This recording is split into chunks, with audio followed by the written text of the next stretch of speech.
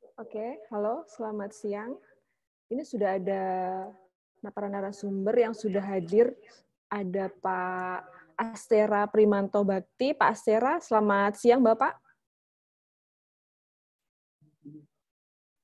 Masih di mute, Pak. Kita coba ngecek audio sama video kali, Pak, ya. Siang. Ya, siap, baik. Wah, bagus sekali, Tunggu. Pak. Ini Ininya, masih ini ya, Pak, ya, layarnya. iya sebentar nih Oke, saya bikin siap. ininya dulu backgroundnya nih. Oke, Pak, suara aman. Untuk audio visualnya juga aman. Oke. Oke, Siap. kasih. Pak Astera nanti bisa Yes. sampai akhir atau hanya Enggak. Saya cuma bisa sampai 2:30. setengah tiga ya? Oke, Heeh, baik. ya. Jadi Baik, gimana Bapak. nanti? Langsung ada Nanti pertanyaan berarti langsung. Bapak saya dahulukan. Jadi Oke. yang pertama, nanti setelah pematerian 10 menit, nanti akan ada sesi tanya jawab sedikit ya, Pak ya? Ya, Sampai boleh. jam setengah tiga. Boleh. Oke, kasih. Baik, terima kasih, Pak. Kalau udah waktunya kasih tahu ya. Saya Baik, matiin dulu. siap, Pak. Setelah itu dari Kabupaten Kolaka, mewakili Bapak Ahmad Safei, mungkin sudah hadir kan ya, Kabupaten Kolaka?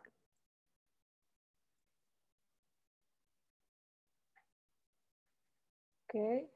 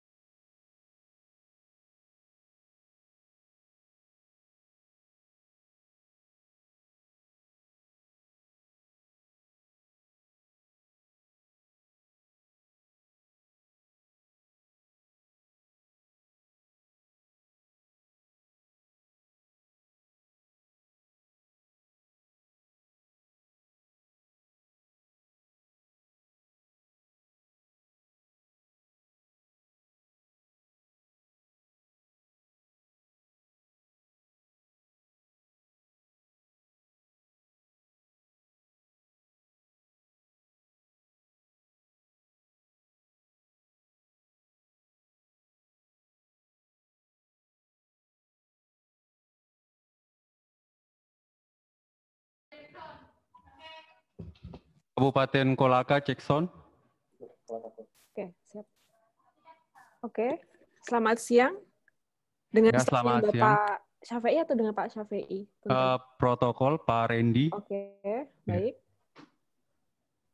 Untuk videonya apakah bisa dinyalakan ya? Atau Jelas.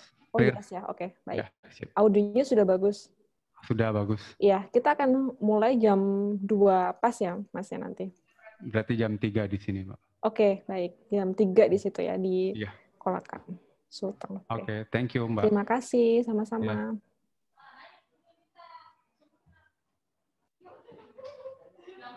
Dimut nih kembali, Kak.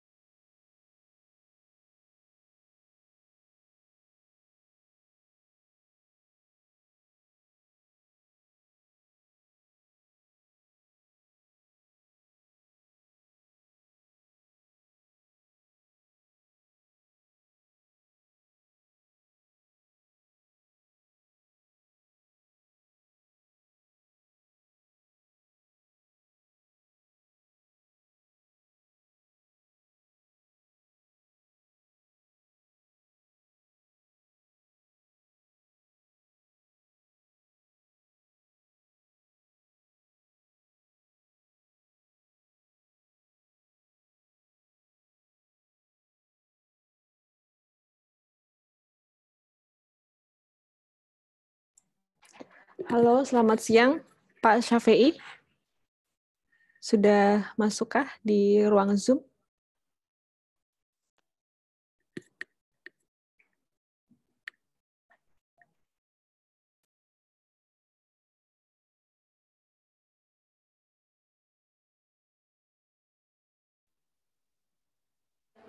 Cek, cek. Kolaka. Ya, selamat siang.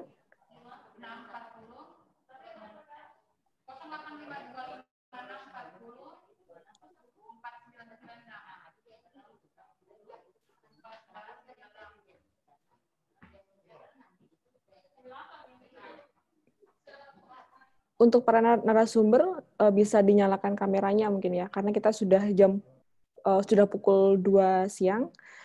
Kita akan mulai sebentar lagi. Tinggal dari KPPUD yang masih sama Kemendagri ya, yang masih belum hadir, kita akan sambil jalan. Jadi untuk para peserta saya ingatkan kembali untuk memberikan identitas, nama dan asal lembaganya. Terus nanti ketika misalnya ada pertanyaan, silahkan untuk ketikkan di kolom komentar ya. Dan selama acara nanti mohon untuk di unmute dulu.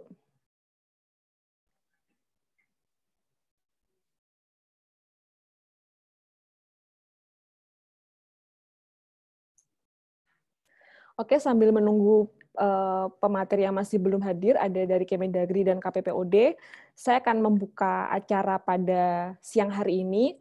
Untuk itu teman-teman bisa mute dulu sementara. Nanti kalau ada pertanyaan bisa diketikkan di kolom komentar ya. Bismillahirrahmanirrahim. Assalamualaikum warahmatullahi wabarakatuh. Selamat siang, Bapak Ibu, rekan-rekan media, akademisi dan juga dan lain sebagainya.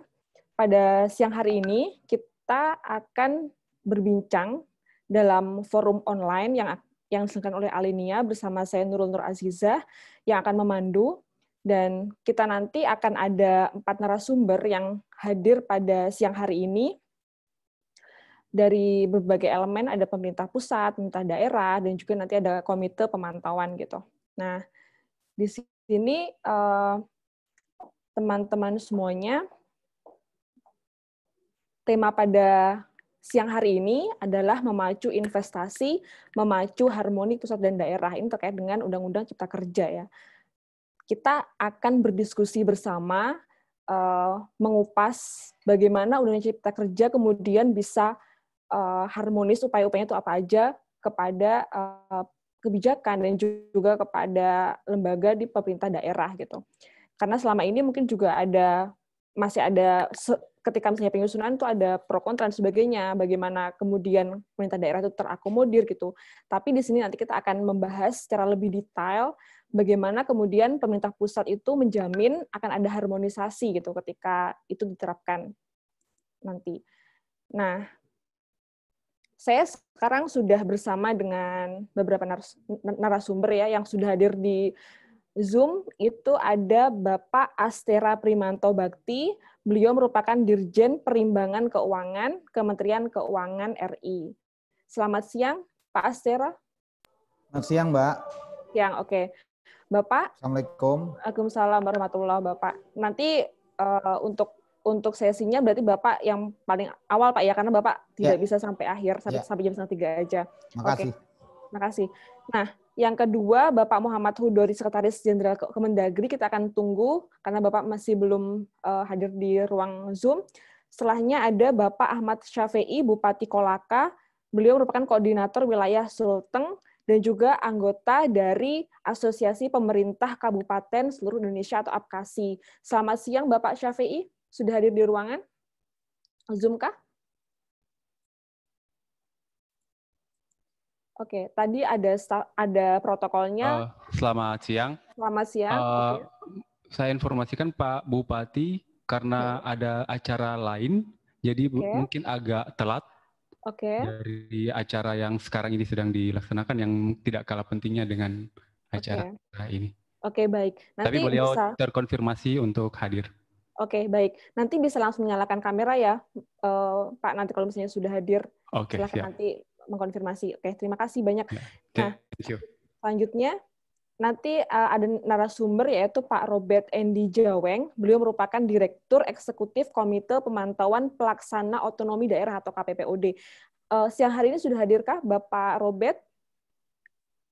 Atau misalnya kalau misalnya kita sambil jalan ya, karena Bapak Astera juga tidak bisa sampai akhir, makanya waktu juga terus berjalan, makanya kita terlebih dahulu akan mendengarkan pemaparan dari Pak Astera. Untuk waktu dan tempat 10 menit, Pak, ya, dipersilahkan. Baik, makasih Mbak Moderator. Bismillahirrahmanirrahim. Assalamualaikum warahmatullahi wabarakatuh. Pertama saya ucapkan terima kasih atas kesempatan diberikan kepada kami ya untuk menyampaikan materi atau paparan pada kali ini yang tentunya topiknya berkaitan dengan Undang-Undang Cipta Kerja, dan mungkin saya nanti akan bicara secara lebih spesifik ke aturan pelaksanaannya yang saya rasa ini nanti akan sangat berkaitan dengan isu-isu yang dibahas. Pertama, mungkin saya ingin sampaikan di sini bahwa kita tahu ya yang namanya tantangan daripada fundamental untuk perekonomian jangka menengah, jangka panjang. Ini ada beberapa tantangan yang penting. Yang pertama adalah menghindari middle income trap. Ya, yang kedua adalah tantangan pembangunan infrastruktur yang tentunya ini kebutuhannya sangat luar biasa besar. Kemudian tantangan untuk memanfaatkan bonus demografi. Dan juga ada tantangan pembiayaan pembangunan dan tantangan terkait dengan transformasi ekonomi dan juga peningkatan produktivitas dan daya saing. Nah, dari tantangan-tantangan itu kita juga menghadapi fakta-fakta ya di mana saat ini apalagi dengan adanya pandemi Covid ya tentunya ekonomi kita terkontraksi ya, dan pada quarter 3 ini alhamdulillah kita sudah mulai membaik ya, dari tadinya kisaran minus 5 something, sekarang kita sudah ada di kisaran 3,49. Jadi ini suatu pertumbuhan yang sudah positif ya dibandingkan dengan yang sebelumnya. Dan kalau kita lihat dari indikator-indikator ekonomi yang ada, ini banyak sekali yang menunjukkan bahwa terjadi rebound ya dari sektor-sektor perekonomian, dan juga kalau kita lihat secara nyata ini kelihatan sekali bahwa ekonomi mulai bergerak. Kita tahu yang namanya pandemi COVID itu diawali dengan isu kesehatan ya, di mana karena adanya pandemi COVID maka kita semua konsentrasi ke kesehatan, kemudian fasilitas kesehatan dan lain-lain, dan kemudian diikuti dengan pembatasan-pembatasan. Ya, dengan adanya pembatasan ini, maka mobilitas semua orang akan berkurang dan akibatnya kenalah ke ekonomi. Ya, nah setelah kena ke ekonomi, ini juga dampaknya berimbas kemana-mana dan termasuk kepada sektor keuangan. Jadi ini adalah sequence yang kita hadapi. Nah, oleh karena itu maka pemerintah dalam hal ini bersama dengan DPR ya kita membahas suatu undang-undang yang sifatnya breakthrough. Karena kita tahu ya saat ini banyak sekali ketentuan-ketentuan yang tumpang tindih ya, dan juga ada ketentuan-ketentuan yang sifatnya duplikatif. Ya, bukan hanya satu mengatur yang lain, tapi juga ada juga yang sifatnya duplikatif. Jadi diatur berulang-ulang di beberapa level aturan. Dan kalau kita lihat sebelum terjadinya pandemi COVID, ini ada sekitar 43.604 regulasi ya, baik yang ada di tingkat pusat maupun daerah. Yang ini sebetulnya secara bertahap ini juga berusaha untuk dilakukan perbaikan-perbaikan, baik yang sifatnya penghapusan atau penggantian atau perbaikan yang lain. Dan undang-undang juga demikian ya, banyak sekali undang-undang yang mungkin ada duplikasi dan lain-lain, dan ini terlihat bahwa kalau misalnya dilihat dari kecepatan kita untuk menyelesaikan undang-undang ya, karena DPR itu ada jumlah orang yang terbatas dan juga jumlah waktu sidang atau masa sidangnya juga terbatas, maka tidak mungkin untuk bisa menyelesaikan banyak undang-undang. Nah, akibatnya kita harus melakukan breakthrough ya. Nah, dalam rangka breakthrough ini maka keluarlah Undang-Undang Cipta Kerja. Dan Cipta Kerja ini merupakan suatu undang-undang yang sifatnya omnibus. Jadi omnibus itu berarti kumpulan dari undang-undang yang ada dikumpulkan menjadi satu. Maka memang perlu suatu pemahaman yang lengkap ya untuk bisa memahami Undang-Undang Cipta Kerja secara keseluruhan. Bapak Ibu sekalian, ya kalau kita lihat dari kondisi yang ada sekarang, ya hal yang paling penting yang harus menjadi sorotan adalah kemampuan kita untuk menciptakan lapangan kerja dan juga untuk mendorong investasi.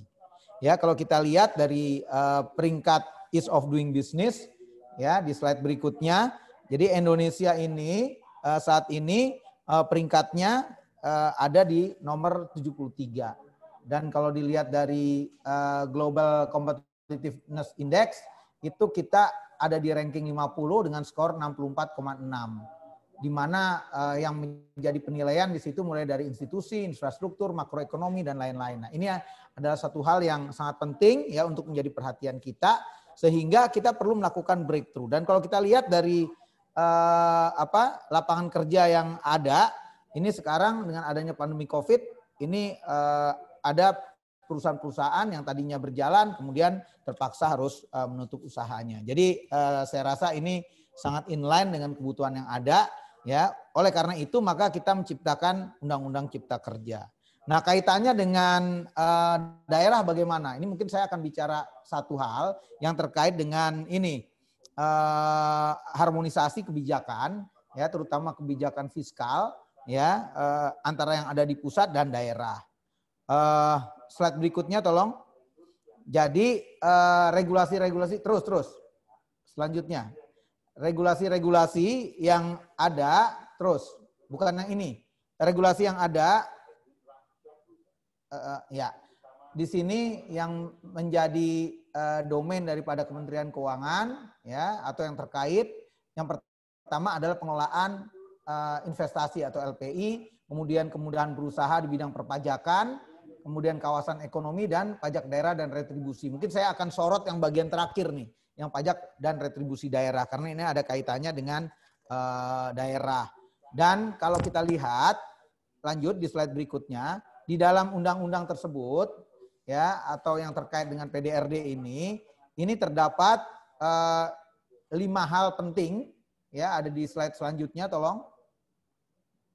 Yang pertama adalah adanya penghapusan retribusi izin hangguan atau HO ya atau kita kenal dengan hinder ordonansi, dan ini tentunya akan berpengaruh terhadap kecepatan daripada usaha untuk bisa memulai usahanya ya. Jadi bisnis kalau ingin memulai usaha yang tadinya ada izin gangguan, ini saat ini sudah dihilangkan.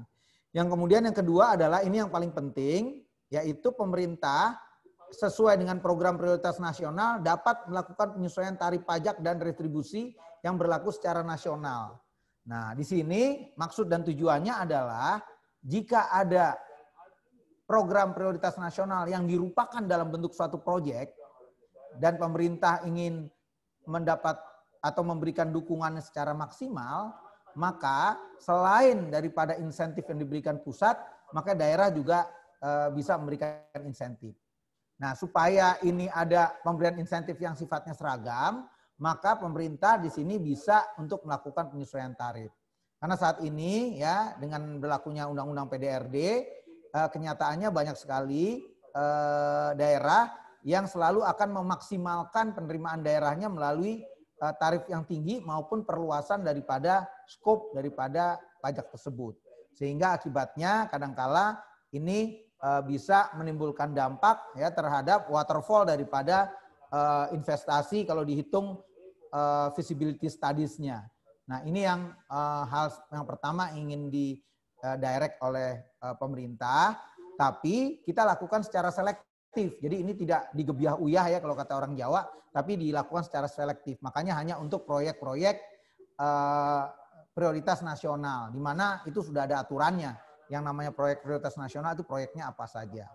Kemudian yang kedua adalah pemberian insentif fiskal oleh daerah. Jadi selama ini daerah juga telah memberikan insentif, tapi kadangkala suatu daerah jika ingin memberikan insentif itu banyak sekali pemikirannya. Yang pertama mungkin, wah nanti penerimaan saya berkurang.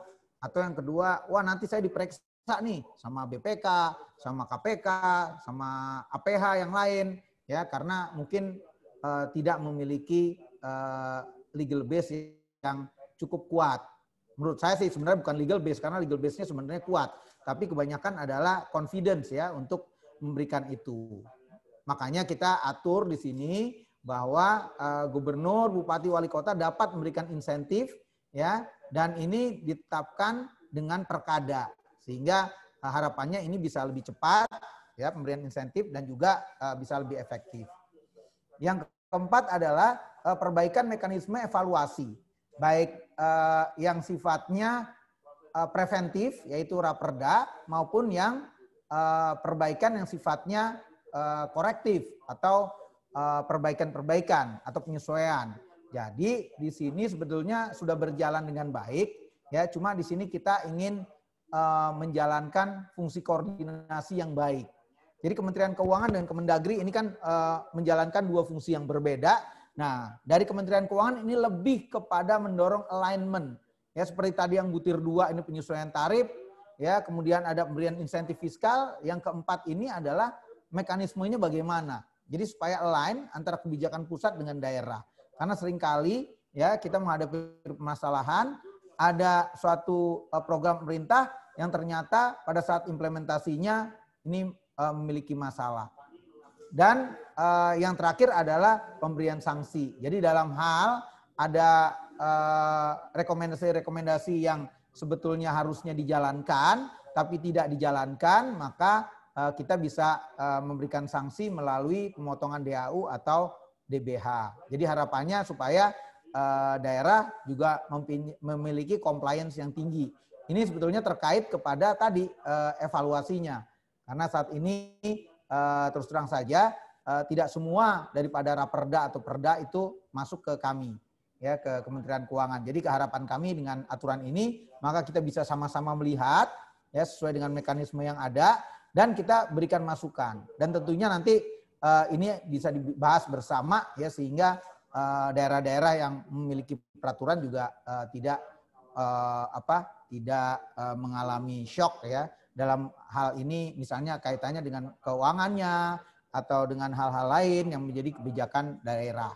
Nah, itu adalah hal yang ada di dalam Cipta Kerja. Di samping itu juga ada yang namanya dukungan terhadap UMKM, ya, yaitu kita memberikan dukungan terhadap DAK, ya, yang ada kaitannya dengan UMKM, ya. Nah, ini ada satu hal yang positif, ya, yang tujuannya adalah untuk mendorong supaya UMKM bisa lebih survive, ya, yang tentunya nanti aturannya juga akan diatur melalui mekanisme APBN.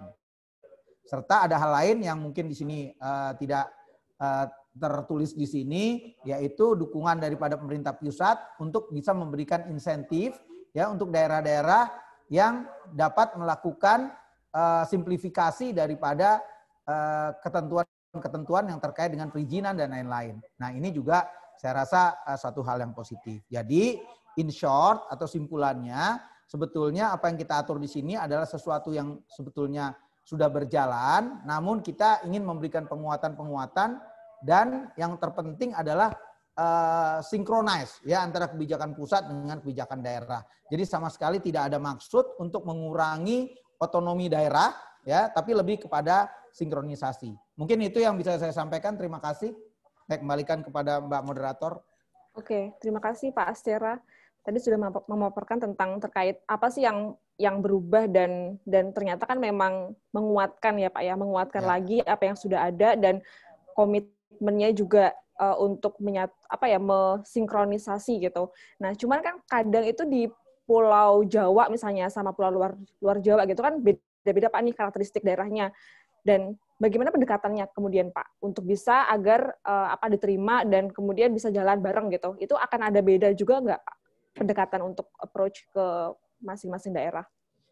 Ya, saya rasa itu goes without saying, ya. Jadi dengan adanya aturan ini kan sebenarnya sudah menunjukkan komitmen daripada pemerintah pusat, ya, untuk lebih membuka sebetulnya. Ya, ayo kita sama-sama kita melihat, ya. Nah, jadi di sini dengan adanya aturan ini kita bisa lebih punya komunikasi yang lebih baik gitu, ya.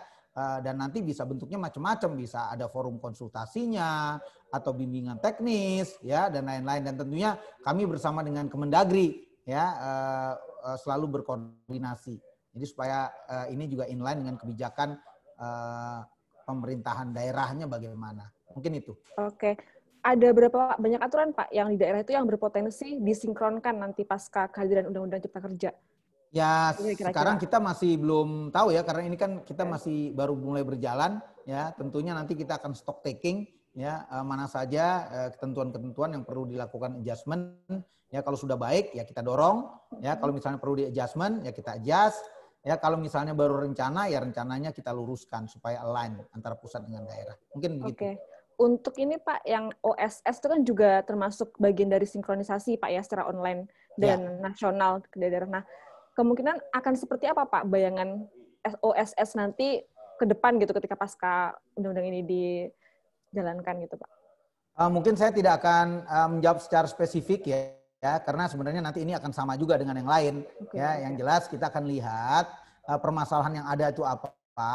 Nah, kemudian apakah ini ada kaitannya dengan perumusan dari segi regulasi, ya, atau dari segi implementasi, kan gitu, ya. Nah, ini nanti kita lihat dan kemudian kita akan carikan solusinya.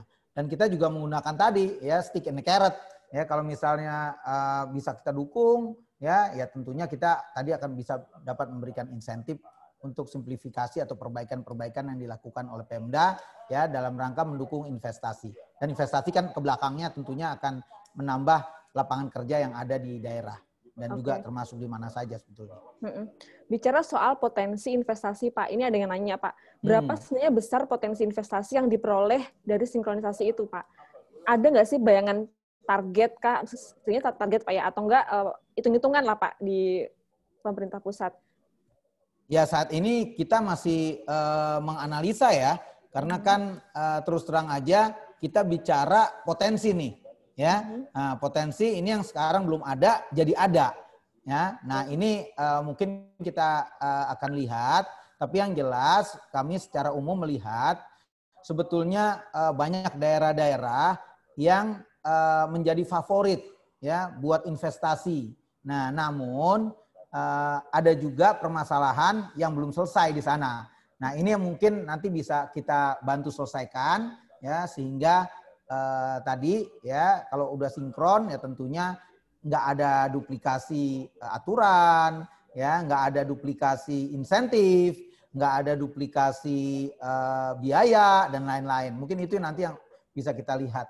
Ya tentunya ini sinkronisasi daripada kebijakan fiskal di pusat dengan daerah. Mungkin itu. Oke, sama menegaskan kembali Pak, ini ada yang nanya, ada 2 orang yang menanyakan, Pak, insentif apa saja yang akan diberikan kepada daerah gitu, pas kadernya, ya. Insentif apa yang menarik dan ditawarkan oleh Tempus gitu Pak.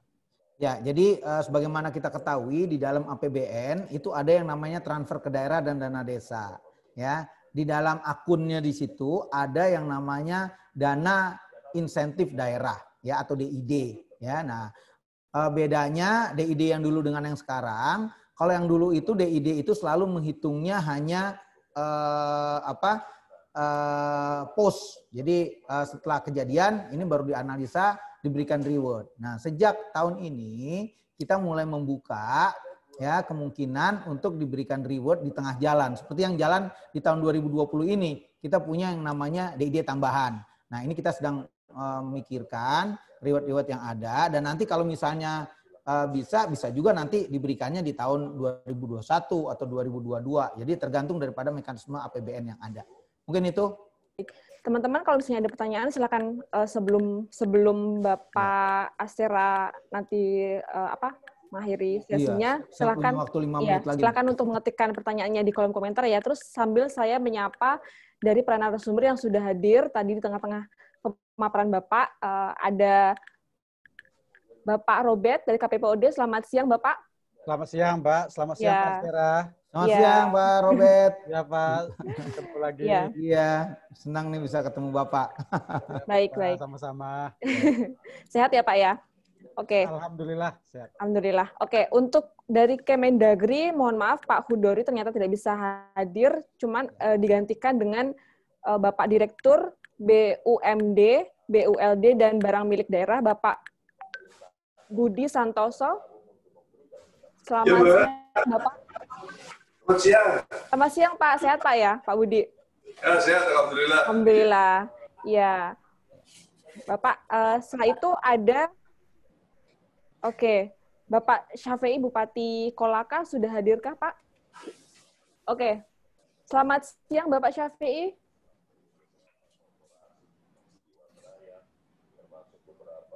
Oke, boleh di-unmute dulu. Selamat siang. Selamat siang, alhamdulillah. Selamat siang Pak Bupati, apa kabar?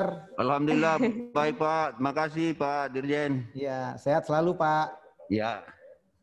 Oke, sehat-sehat ya Pak, Bapak Syafei. Nah, alhamdulillah sehat. Alhamdulillah sehat. Oke, kalau misalnya tidak ada pertanyaan teman-teman, kita mungkin bisa langsung next ke pemateri selanjutnya. Kita langsung ke Bapak Syafei ya Pak ya, Pak Bupati. Jadi saya izin ya, boleh ya. Terima kasih Bapak Ibu semuanya. Sampai ketemu Pak. Assalamualaikum, sampai ketemu. Mari ya. Pak Dirjen. Oke, selamat ini Pak ya. Kasih. Terima kasih banyak. Ya.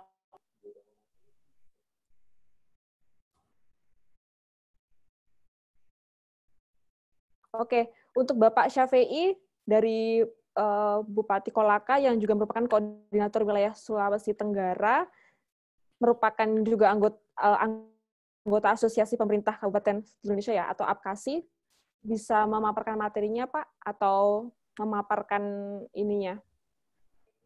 Baik. Oke, monggo Pak. Mohon izin Bapak Ibu sekalian.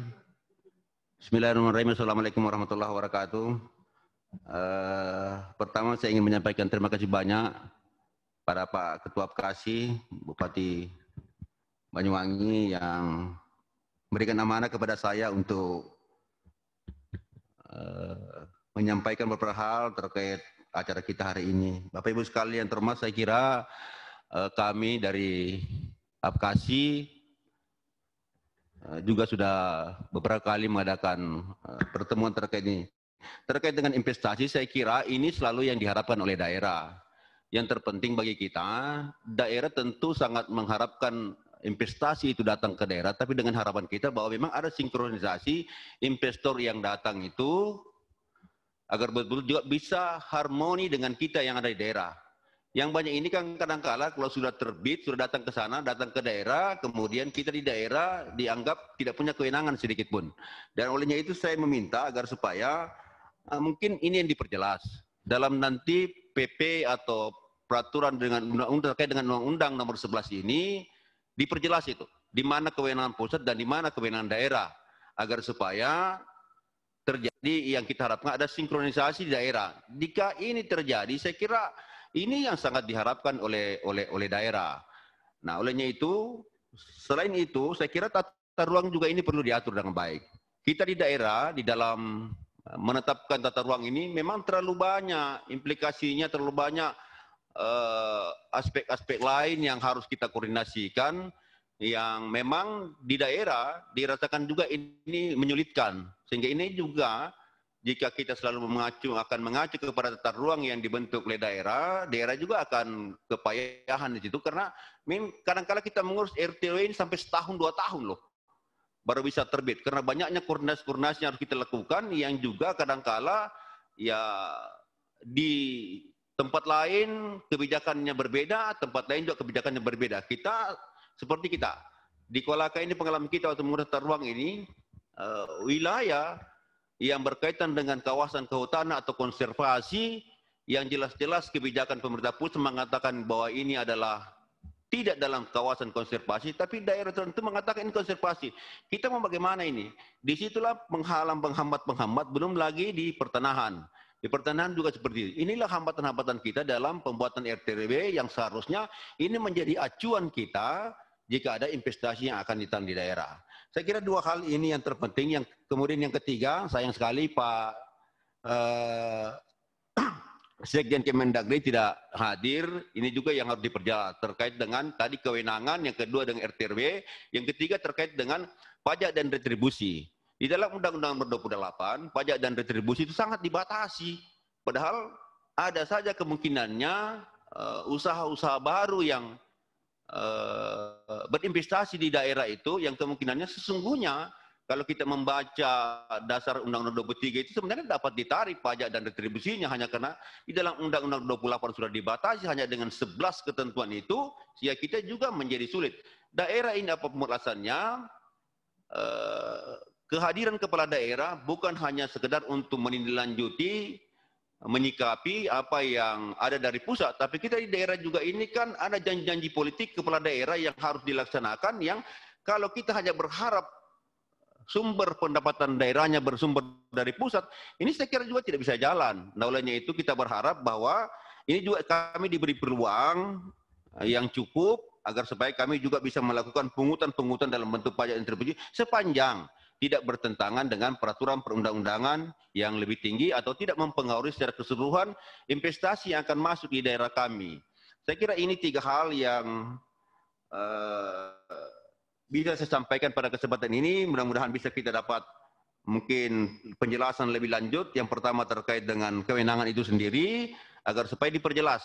Terkait dengan investasi ini harus jelas mana kewenangan pusat, mana kewenangan pemerintah daerah agar terjadi sinkronisasi di daerah itu sendiri. Yang kedua terkait dengan tata ruang.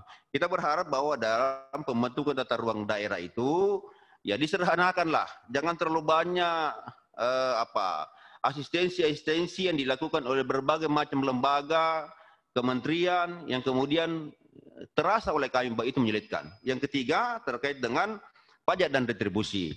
Agar supaya kami juga masih diberi peluang untuk melakukan pajak dan retribusi ya sepanjang tidak bertentangan dengan aturan-aturan yang lebih tinggi atau dirasakan menyulitkan kepada pengusahanya.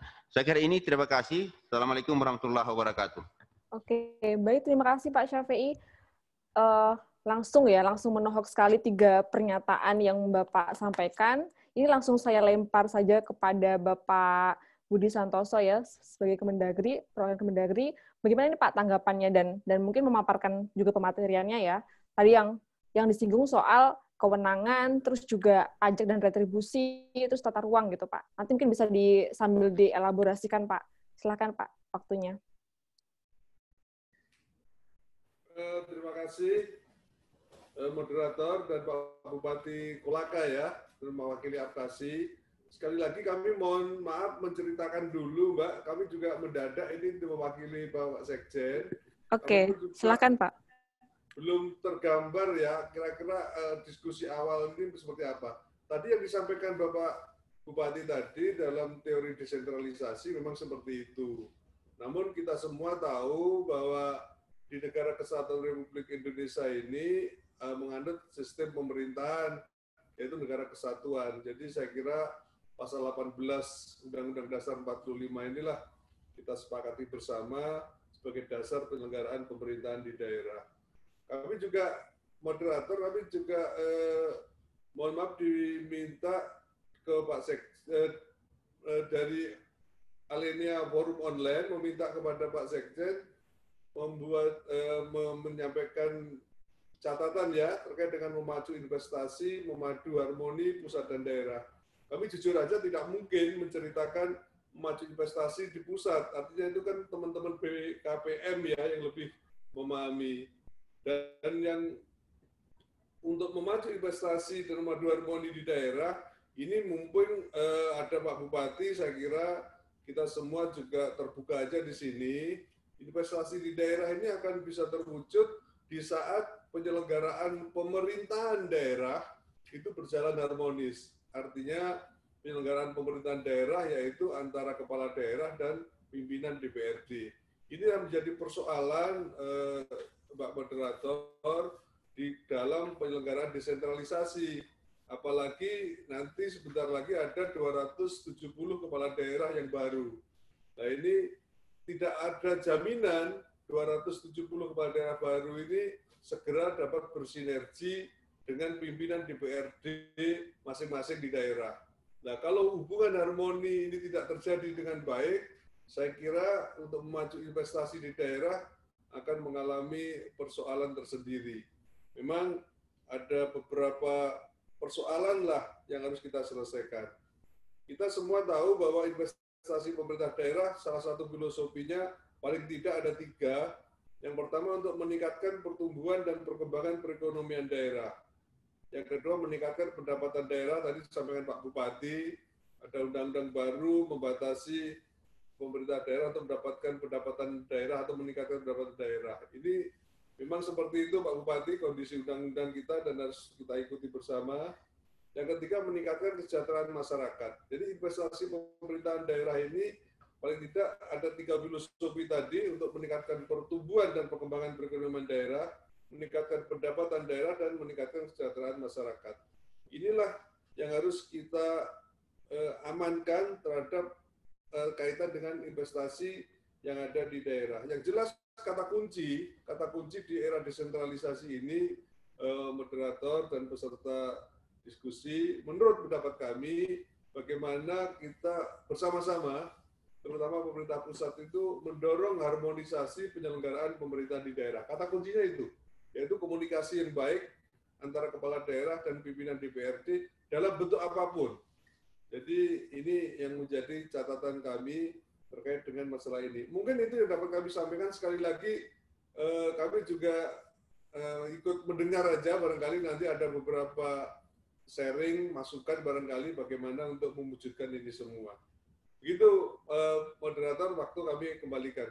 Terima kasih. Oke, terima kasih Bapak Budi. Berarti intinya membuka kesempatan dan juga akses ya Pak ya untuk bisa berdialog bersama dengan para kepala daerah, juga di pemerintah daerah itu Pak ya, sampai saat ini. Betul. Terkait itu tadi termasuk tadi kata Pak Bupati kan Pak ya, ada masih belum clear nih gimana sebenarnya nanti untuk retribusi pajak, untuk apa tadi yang soal sinkronisasinya itu gitu. Nah, kita untuk mendapatkan gambaran mungkin kita akan undang Bapak Robert Endi Jaweng, nanti akan Bagaimana Pak memaparkan terkait hal ini, harmonisasi ini, dan nanti bisa memberikan masukan-masukan terkait kondisi yang saat ini terjadi. Silakan Pak Robert. Ya, saya izin Sedikit. share screen ya dari saya ya. Silakan Pak. Oke.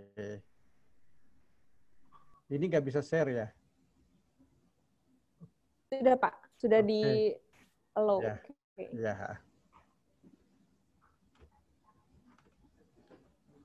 Ya, terima kasih banyak Mbak Nurul, Pak Bupati, Pak Budi yang saya hormati. Saya mungkin berikan sedikit pemaparan ya karena sudah menyiapkan bahan, tidak akan lama, poin-poin saja. Kebetulan kepada KPPOD diminta dua bagian penting sesungguhnya. Satu terkait dengan apa pandangan KPPOD terkait faktor-faktor yang mempengaruhi investasi, dan kemudian kedua nanti adalah soal harmoni pusat dan daerah.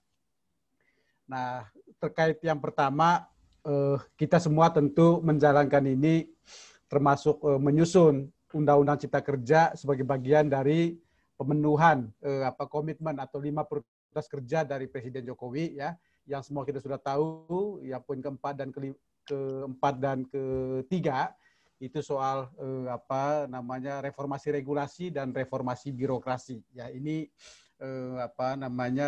menjadi komitmen pemerintah pusat gitu kan. Dan sesungguhnya dalam konteks otonomi daerah ini benar sekali, tepat ini karena Mbak Nurul, kalau kita memahami yang belajar ilmu pemerintahan ya, memahami otonomi itu tidak semata hubungan pusat dan daerah, tidak semata hubungan intrastate, hubungan antar pemerintah yang di pusat dan daerah, tapi juga hubungan antara negara dan masyarakat. Ya, negara dan masyarakat, terutama peran masyarakat dalam hal ini dunia usaha maupun masyarakat secara umum untuk terlibat dalam pembangunan. Jadi masa di mana negara dominan jadi pelaku pembangunan itu sudah masa lalu. Sekarang sudah harus buka struktur kesempatan baru buat masyarakat untuk terlibat. Nah, apa yang kemudian dilakukan negara? Negara berperan untuk memfasilitasi, ya, memfasilitasi agar kemudian kegiatan ekonomi masyarakat itu bisa secara produktif berlangsung, tapi sekaligus juga berkontribusi baik bagi pembangunan daerah secara umum ya maupun bagi masyarakat, peningkatan kesejahteraan dan sebagainya. Dan dalam konteks instrumen yang dimiliki negara kan tidak hanya punya fiskal atau moneter. Negara punya yang saya sebut sebagai ruang kebijakan ketiga, yaitu adalah kebijakan yang berbasis institusi. Ini yang hari ini jadi perhatian. Reformasi birokrasi dan reformasi regulasi itu adalah bagian dari reformasi struktural yang berbasis pada institusi. Jadi yang dilakukan oleh pemerintah hari ini sudah tepat gitu. Dan ini juga kalau dikaitkan dengan studi KPPOD, ini persepsi para pelaku usaha ini bukan kata KPPOD, apa yang menjadi pertimbangan pelaku usaha ketika dia mau menanamkan modalnya di daerah. Dari 10 variabel yang kita sampaikan begitu, ternyata memang yang paling tinggi adalah perizinan usaha, Mbak Nurul. Jadi kalau hari ini pemerintah itu fokus pada reformasi perizinan, iya, karena memang ini juga jadi kebutuhan dunia usaha. Baik yang usaha besar, menengah, maupun terutama usaha mikro dan kecil, gitu kan? Karena perizinan usaha ini, kalau bahasanya ini adalah titik masuknya, entry point-nya. Orang tidak akan pernah bisa mendapatkan legalitas usaha, ya, kalau dia nggak punya izin. Orang tidak akan bisa meminjam dana di perbankan kalau dia nggak punya izin. Bahkan orang tidak akan bisa mendapatkan bantuan pemerintah daerah kalau dia nggak punya legalitas, nggak punya izin. Kan pemerintah ketika memberikan bantuan juga mensyaratkan ada SIUP nggak, ada TDUP nggak. Nah, perizinan usaha ini menjadi pintu masuk untuk kemudian yang informal itu berpindah ke usaha formal, yang usaha mikro kecil itu naik kelas dari usaha menengah atau bahkan kalau bisa besar gitu. Ini harapannya. Jadi memang yang dilakukan oleh pemerintah dan yang kemudian harapannya menjadi respon dari Pemda adalah sesuatu yang sangat krusial, membantu dunia usaha agar kemudian dia memiliki legalitas. Orang miskin itu bukan berarti dia nggak punya aset. Dia punya aset, tapi dia nggak bisa kapitalisasi asetnya hanya karena dia nggak punya legalitasnya. Jangan sampai kemudian birokrasi atau pemerintah menjadi penghambat. Syukur-syukur kalau kemudian birokrasi itu memfasilitasi agar aset yang dipunya itu bisa dikapitalisasi, bisa jadi agunan di perbankan karena izinnya sudah ada. Ini kan poin sederhana, tetapi selama 20 tahun berotonomi sesuatu yang tidak gampang kita lakukan. Kemudian di luar perizinan usaha, saya lompat, itu adalah biaya transaksi. Biaya transaksi ini ada yang legal, ada yang ilegal. Yang legal ini yang tadi dibicarakan oleh Pak Dirjen, itu soal pajak retribusi, Bapak Ibu sekalian. Nah, ini bukan semata soal besarannya, ya. Dunia usaha itu terkadang nggak bicara uang besar atau kecil, tapi kepastiannya, hitung-hitungannya jelas nggak. Ketika dia terkena pungutan pajak retribusi, itu dasar hukumnya ada tidak? Sudah bisa diprediksi nggak? Transparan tidak? Nah, ini. Dan kemudian tidak ada biaya-biaya di luar yang resmi, tidak ada pungli, tidak ada suap dan sebagainya. Ini kan yang menjadi kata kunci buat mereka untuk memberikan kepastian dalam perhitungan atau kalkulasi biaya produksi mereka. Dan kemudian juga yang penting di sana adalah kualitas perda. Ya, ini semua menjadi hal penting gitu ya. Pengalaman kami dalam berinteraksi dengan dunia usaha itu biasanya sebelum dia akan ke daerah, selain dia akan bertanya tentang kepala daerahnya, dia akan tanya regulasinya. Karena regulasi ini atau perda ini seperti apa? Pemberi kesan pertama, sinyal awal. Kalau sinyal awalnya nggak bagus, dunia usaha akan berpikir juga gitu. Kalau dia tidak jadi investasi, Bapak Ibu sekalian, bukan berarti dia nggak invest. Dia tetap invest, tapi tidak di daerah Bapak Ibu sekalian. Tidak di daerah A, tapi mungkin pindah ke daerah B yang lebih bagus gitu kan. Atau lebih celaka lagi, dia pindah ke daerah di luar negeri. Nah, kalau ini yang terjadi, ya kemudian kita sendiri yang akan mendapatkan dampak kurang bagusnya gitu ya. Daerah lapangan kerja itu tidak optimal dan sebagainya. Tentu investasi yang kita harapkan bukan sekedar investasi yang semata berorientasi pada profit gitu ya. Dalam konteks pembangunan berkelanjutan hari ini saya kira keseimbangan kebijakan yang memperhatikan lingkungan lestari, kemudian sosial inklusi, kemudian ekonomi yang tangguh, sekaligus juga tata kelola itu adalah bagian dari upaya untuk membangun daya saing berkelanjutan. 4 pilar itu harus sama-sama dan saya kira memang yang hendak dipastikan oleh Undang-Undang Cipta Kerja ini mudah-mudahan akan mengarah ke sana gitu. Dan kemudian kalau lihat apa yang dilakukan pemerintah hari ini ya lewat Undang-Undang Cipta Kerja, buat saya begini, ini sudah masuk ke isu soal harmonisasi ya. Yang disebut dengan harmonisasi itu bukan semata membenahi sisi administrasi dan regulasi sesungguhnya. Dalam prakteknya harmoni vertikal antar pusat dan daerah itu kan juga disebabkan oleh faktor-faktor lain ya. Satu adalah soal kepemimpinan gitu kan. Ini sebenarnya poin yang sangat penting terutama kalau kita bicara peran gubernur sebagai wakil pusat di daerah ketika dia berhadapan dengan kepala daerah, bupati dan wali kota di tingkat kabupaten kota gitu. Sejauh mana kemudian gubernur ini memang mampu membangun komunikasi politik yang bagus, ya, mampu menunjukkan bahwa kepemimpinannya bagus gitu. Ini kan yang menjadi faktor yang sangat penting gitu ya untuk kemudian kelancaran upaya koordinasi itu bisa terjalin. Kemudian di luar kepemimpinan dan komunikasi politik itu selama ini kalau bicara sisi sulitnya adalah soal terkait dengan latar belakang partai. Kita buka-bukaan saja lah. Seringkali koordinasi atau harmoni vertikal, terutama provinsi dan kabupaten kota itu juga terhambat karena berbeda bendera misalnya kan, partainya berbeda. Yang lebih celaka lagi kalau kemudian ternyata orientasi para kepala daerah itu tidak semata, tidak sepenuh kepada urusan pemerintahan tapi juga kepada kebijakan partai. Nah, di sini biasanya akan sulit untuk mencapai harmonisasi kecuali kalau kemudian membangun komunikasi yang bagus gitu ya. Beda partai kalau komunikasi bagus itu bisa menjadi jalan keluar. Tapi kemudian ketiga yang menjadi poin kita adalah bagaimana mendesain atau redesign administrasi pemerintahan termasuk regulasi agar kemudian harmonisasi itu terbentuk. Nah, ini sebenarnya wilayah intervensi dari Undang-Undang Cipta Kerja ini pada yang ketiga ini, redesign administrasinya. Nah, apa yang terlihat di sana? Pertama adalah Bapak Ibu sekalian, kita harus membaca Undang-Undang Cipta Kerja ini ya, kalau saya itu sebagai upaya untuk mengintegrasi pengaturan. Ya, mengintegrasi pengaturan yang selama ini banyak sekali aturan-aturan sektoral atau kalau saya menyebutnya rejim sektoral yang membuat kemudian di tingkat pusat sendiri antara kementerian lembaga itu berbeda, bahkan bertabrakan, dan terjadi fragmentasi pemerintahan gitu. Fragmentasi di pusat itu mengalir menjadi fragmentasi di daerah, bingung daerahnya, bingung Pemdanya, mau ikut yang mana ini? Kalau bicara OSS dalam kerangka PP 24 2018 yang itu sudah berlaku 2 tahun ini, atau OSS yang kemudian ternyata ada fitur-fitur tambahan dari kementerian sektoral. Dari Kementerian Industri misalnya ternyata ada SINAS. SINAS ini soal sistem informasi gitu kan. Kemudian Kementerian Pariwisata, ada tambahan-tambahan yang di luar OSS. Nah, Pemdanya bingung mau ikut yang mana. Aplikasi juga. Apakah kemudian aplikasi ini kita ikut yang diterbitkan oleh Kominfo misalnya, yang itu ada si cantik si mantra, atau aplikasi yang sekarang sudah dimiliki oleh Pemda. Dan bagaimana mengintegrasikan aplikasi ini. Ini kan hal-hal yang mau untuk diselesaikan lewat integrasi pengaturan, sehingga kemudian yang ada adalah kita hanya punya satu buku besar itu namanya Undang-Undang Cipta Kerja.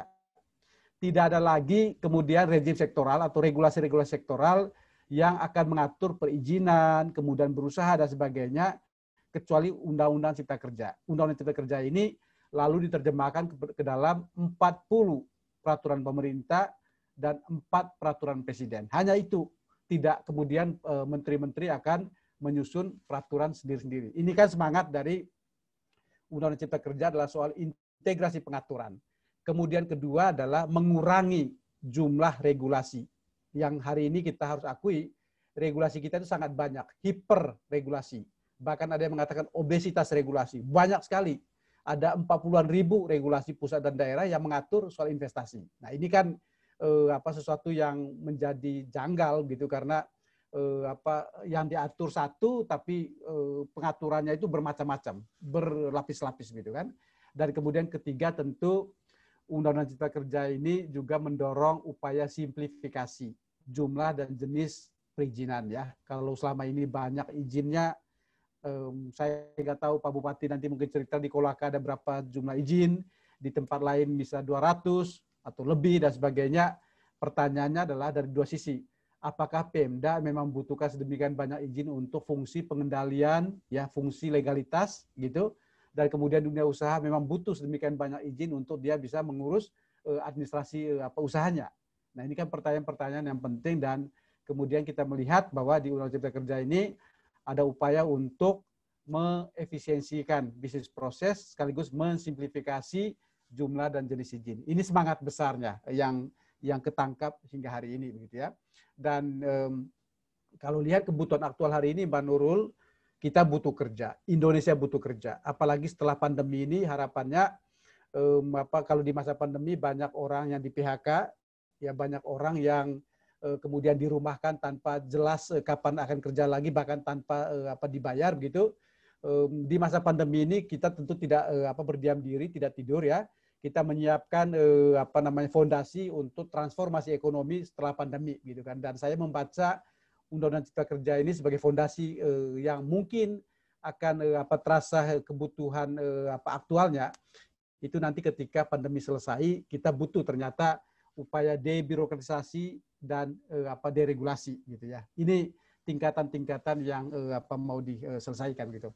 Dan kemudian bagaimana harmoni itu dibentuk ya. Kalau melihat desain yang ada di Undang-Undang Cipta Kerja, ini kan sorry Mbak Nurul ya, ini saya habis bentar ya. Oke, baik.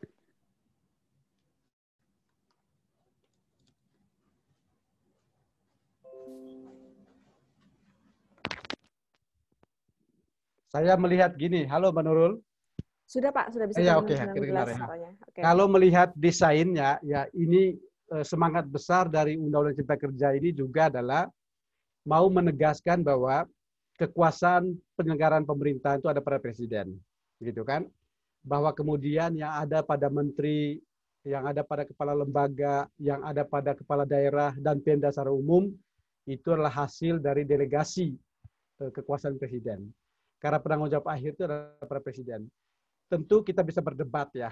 Saya sendiri terus terang kurang happy dengan konstruksi ini ya, karena dari perspektif otonomi daerah, kepala daerah itu tidak semata-mata hasil delegasi dari presiden. Dia adalah pilihan rakyat, dia punya otonomi, gitu kan. Tapi kita lepaskan dulu perdebatan soal ini, soal bahwa kemudian ada upaya untuk menegakkan harmoni tadi. Saya merasa kalau ini nanti bisa berjalan, ya harmoni itu kemungkinan akan lebih bisa kita peroleh ya, Mbak Nurul, ya. Ketika kemudian presiden itu bisa dengan clear mendesentralisasikan urusan mana yang akan dikerjakan oleh kepala daerah atau oleh Pemda secara umum, mana yang dikerjakan oleh pemerintah pusat, gitu kan. Ini yang mudah-mudahan nanti karena Undang-Undang Cipta Kerja itu belum tuntas mengatur itu, kita berharap PP peraturan pemerintah terkait NSPK itu akan clear mengatur siapa yang berkewenangan atas urusan mana. Kalau kemudian sudah jelas siapa berkewenangan atas urusan apa, begitu, maka terhadap urusan-urusan yang ada di level pusat, yang ada di provinsi, ada di kabupaten kota, ditetapkan yang namanya standar pelayanan minimumnya. Jadi ada standarisasi nasional, gitu kan. Pelaku usaha kalau dia mau ngurus IMB di Aceh, ngurus IMB di Makassar, ngurus IMB di Kolaka, ngurus IMB di Papua, itu kemudian tidak seperti sekarang. Variasinya itu sangat-sangat ekstrim. Ada yang bisa cepat, hitungannya hari, ada yang hitungan bulan, ada hitungan tahunan. Nah, dengan NSPK nanti, maka ada standar minimal ya yang bisa diperoleh oleh para pelaku usaha dimanapun dia berusaha. Bahwa ada Pemda yang memang bisa lebih cepat dari itu, tentu bagus. Ada Pemda yang lebih lambat dari itu, ya tentu kemudian harus ada upaya untuk meningkatkan kapasitasnya, misalnya kalau ternyata karena problem kapasitas. Jadi saya berharap memang Undang-Undang Cipta Kerja ini tidak hanya semata mengatur soal siapa yang mengerjakan apa, tapi juga standarisasi nasionalnya. NSPK itulah kunci, ada standar minimal. Kalau sudah jelas standar minimalnya, maka kemudian akan diperkenalkan norma standar prosedur kriteria. Berapa lama waktu untuk bisa mengurus suatu izin? Berapa besar biaya yang harus keluarkan oleh masyarakat di dunia usaha? Berapa banyak prosedur yang harus dia lalui, apa saja persyaratan. Nah, ini semua kan harus diatur sehingga kemudian ada kepastian buat dunia usaha dalam mengurus izin-izin yang ada, tapi sekaligus juga ada standarisasi secara nasional. Tidak ada lagi perbedaan atau variasi yang terlalu ekstrim antar setiap daerah. Ini kata kunci yang hendak ditegakkan dalam upaya hari ini, bukan mengambil alih semua urusan kembali ke pusat, tetapi menegaskan lagi bahwa kewenangan pemerintahan itu pada dasarnya adalah kewenangan presiden.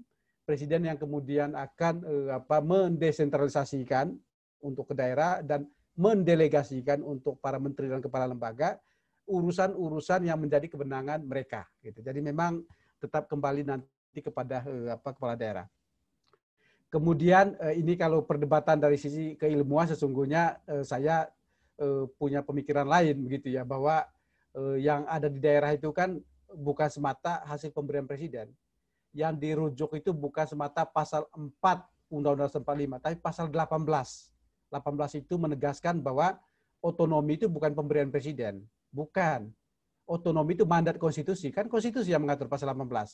Tapi urusannya itu memang urusan yang berasal dari Kamar Kompetensi Eksekutif yang kemudian tata cara pemberiannya atau tata cara desentralisasinya itu diatur oleh para pembentuk undang-undang yaitu DPR dan pemerintah yang itu kemudian produk hukumnya dalam bentuk undang-undang. Ini kalau perdebatan, tapi karena topik hari ini kita bicara harmoni, saya nggak mau untuk memperdebatkan dari sisi keilmuan meskipun saya tahu APKASI, APEKSI dan sebagainya punya concern yang sangat kuat untuk ini ya. Kemudian isu yang lain saya kira Mbak Nurul setelah NSPK itulah bagaimana memperkuat peran dari gubernur ya. Gubernur sebagai wakil pusat di daerah.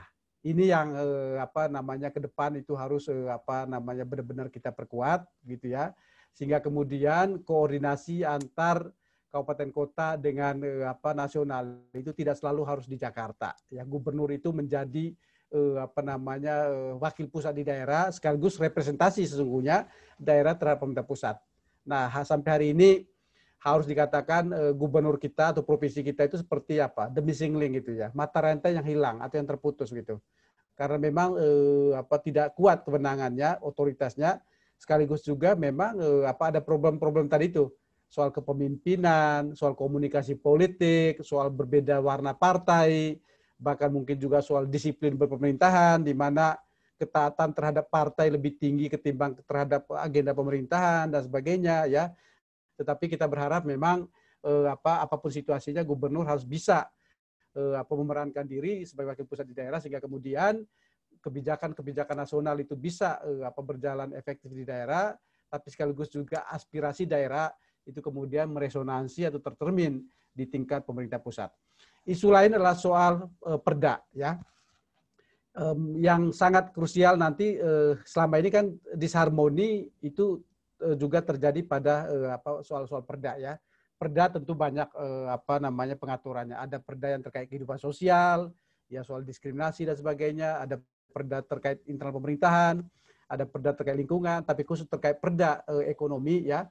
Undang-undang ini menegaskan bahwa kalau di draftnya tadi maunya pemerintah dua-duanya di tahap rancangan perda maupun di perda itu semua ada di bawah kekuasaan pemerintah untuk evaluasi dan membatalkan.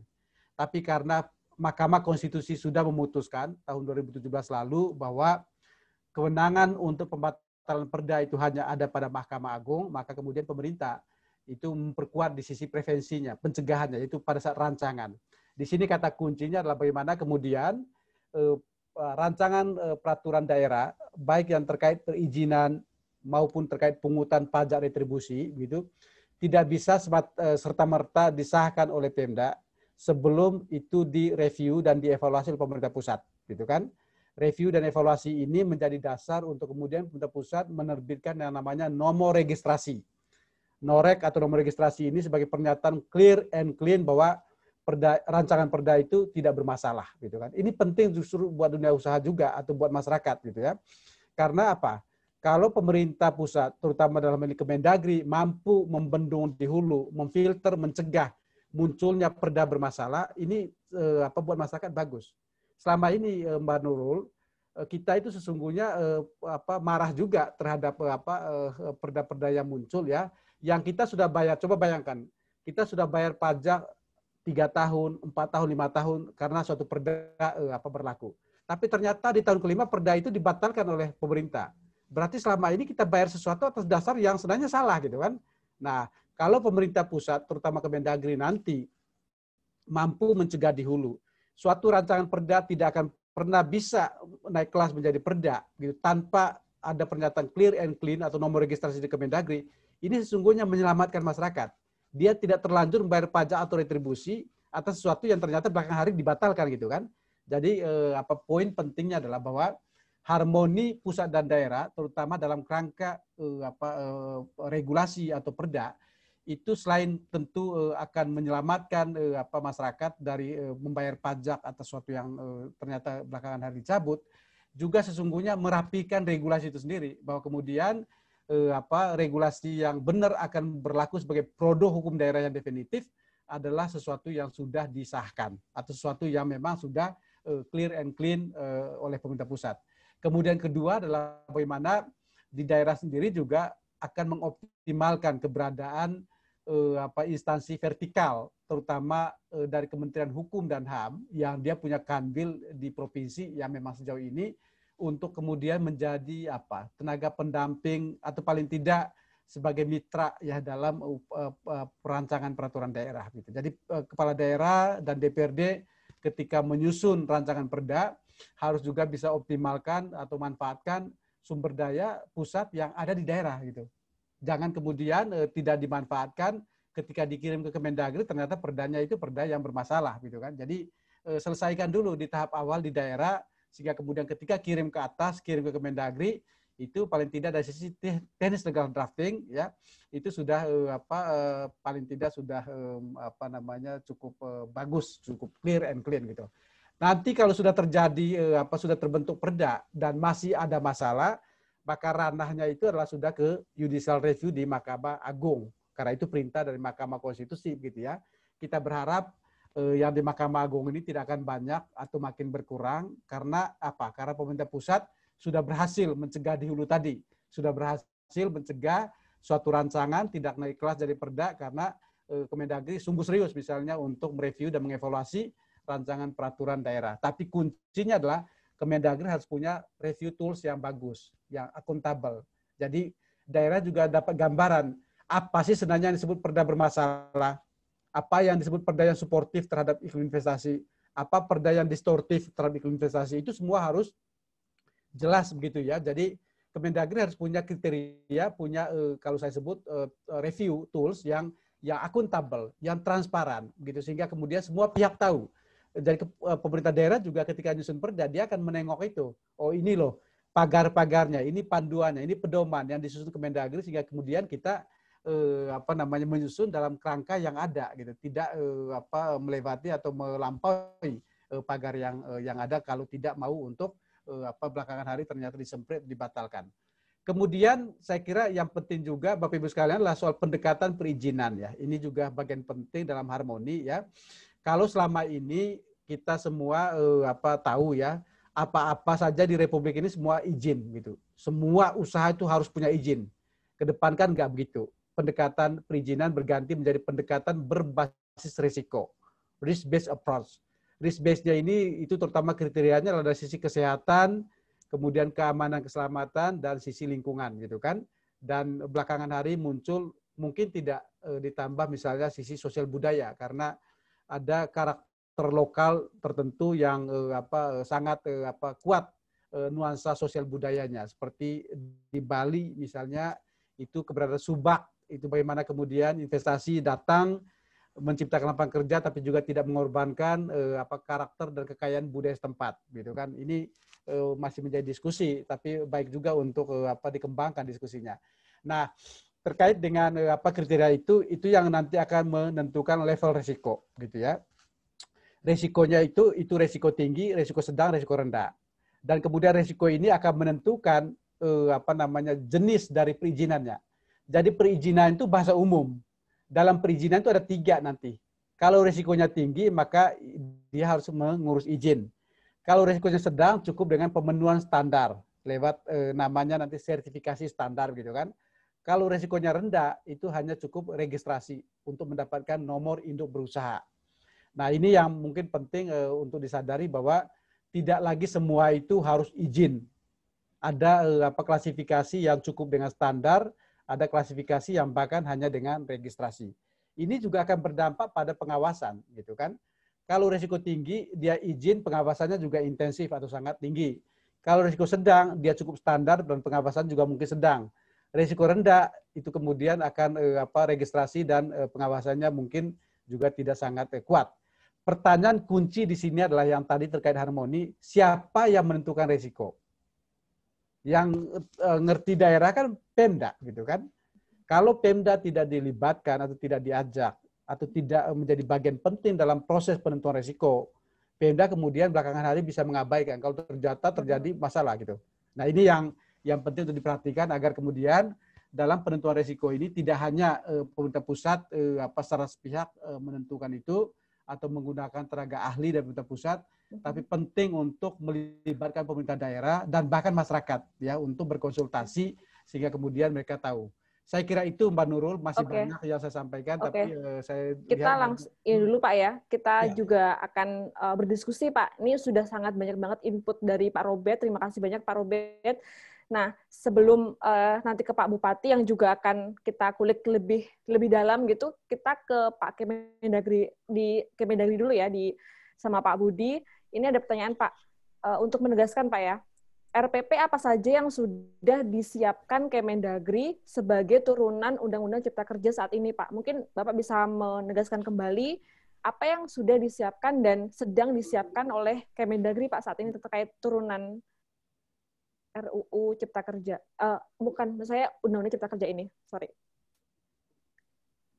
Atau Bapak mau menanggapi dulu terlebih dahulu dari Pak Robert tadi, input yang disampaikan Pak Robert, bisa ditanggapi dulu, Pak.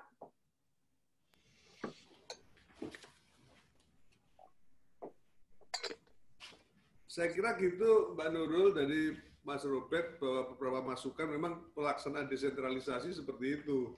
Jadi tinggal kita mengawal bersama lah. Ada Pak Robert mengawasi juga bagaimana hubungan penyelenggaraan pemerintah di daerah ini semakin memperkokoh posisi pemerintah daerah itu sendiri. Ya, kalau tidak salah, mohon maaf, saya jujur aja, saya itu Direktur Badan Usaha milik daerah.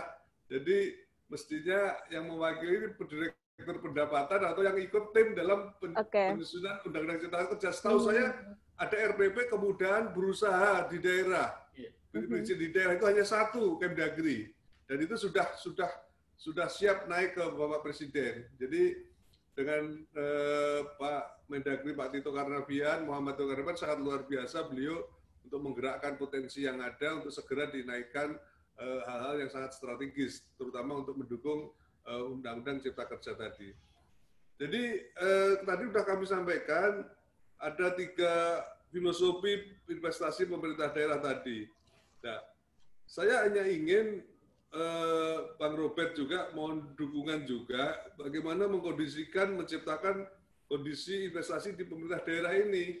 Kalau tadi situasi politik sudah disampaikan, beda partai, beda bendera, inilah yang kami hadapi saat ini Kemdagri ketika mengawal, membina penyelenggaraan pemerintahan di daerah. Makanya saya tadi sudah di awal, sudah kami sampaikan, mohon maaf di Zoom yang lain, hari ini sudah 3 kali Pak Nurul, jadi saya menyampaikan itu juga bingung. Padahal sudah kami sampaikan, tapi di sini belum. Jadi kan ada 270 pilkada. Nah, nanti pasti pendatang baru sini, Bang Robert, pendatang baru kepala daerah yang baru. Ini menjadi taruhan penyelenggaraan pemerintah di daerah. Kenapa taruhan? Ya harapan kami, doa kami, masyarakat memilihnya kepala daerah yang benar-benar berkualitas lah. Artinya bisa memahami penyelenggaraan pemerintah daerah itu sendiri. Tapi kalau mendapatkan kepala daerah baru yang tidak memahami, belajar dari nol kembali, dan itu ada gesekan dengan pimpinan DPRD yang disampaikan Bang Robert tadi, ini menjadi persoalan tersendiri bagi penyelenggaraan pemerintah daerah.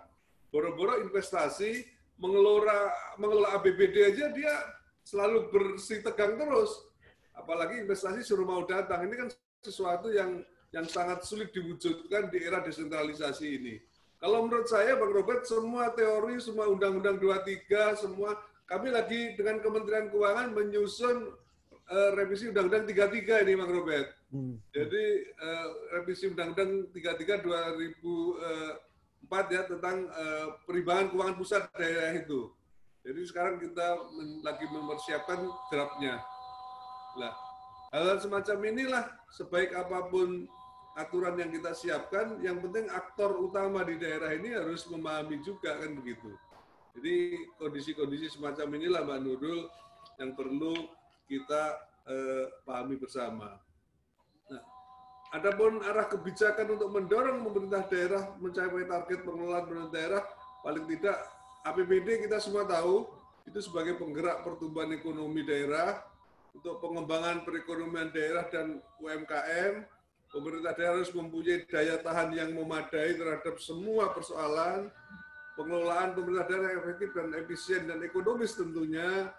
Dan selanjutnya pemerintah daerah harus mempunyai tata kelola pemerintahan yang baik. Tadi disampaikan Pak Robert, kami sependapat sekali. Jadi itu barangkali Mbak Nurul yang dapat kita sampaikan. Intinya pelaksanaan desentralisasi di era saat ini perlu kita kawal bersama-sama bagaimana harmonisasi, komunikasi, hubungan pemerintah pusat dan daerah tadi. Dan ini mimpi kita bersama. Seperti kalau kita ketahui bersama bahwa di dalam teori desentralisasi juga kita semua kenal gubernur selaku wakil pemerintah pusat yang ada di daerah. Bagaimana kita belum memaksimalkan peran gubernur untuk mengawasi penyelenggaraan pemerintahan daerah di kabupaten kota. Ini kan sebenarnya kan kalau ini duduk betul, pemerintah pusat tidak usah capek-capek, ada gubernur, wakilnya, seluruh kementerian lembaga yang bisa mengkomunikasikan seluruh program-program nasional yang ada di kabupaten kota, bahkan mengendalikan juga, bahkan mendorong untuk disinergikan dengan program-program yang biaya dari APBD. Nah, kalau ini semua sudah sinergi, barangkali penyelenggaraan pemerintah daerah akan berjalan dengan baik. Jadi fungsi gubernur juga mohon maaf banyak dilupakan oleh teman-teman kementerian lembaga juga. Kan mohon maaf, saya sering bicara wakilnya Menteri PU yang ada di provinsi kan gubernur, bukan kepala UPT maupun balainya, kan begitu. Kalau dalam teori ketatanegaraan kita kan seperti itu. Wakilnya Menteri Bappenas yang ada di provinsi kan bukan kepala Bapeda, Bapak Gubernur juga. Jadi sebenarnya alat pemaksa untuk daerah, kabupaten, kota merencanakan seluruh program kegiatannya sesuai dengan arahan Bapak Presiden sudah ada sebenarnya. Cuma barangkali kekuatan ini belum berjalan dengan baik. Jadi Bapak Gubernur kadang-kadang ragu-ragu juga untuk meluruskan, ya, menindak ataupun bahkan mengarahkan secara tegas untuk misalkan perencanaan pembangunan harus mengacu pada visi misinya Bapak Presiden, kan gitu. Ya kadang hal-hal semacam inilah barangkali memang perlu kita sering diskusi semacam ini, posisi pemerintahan bagaimana untuk mengelola ini semua.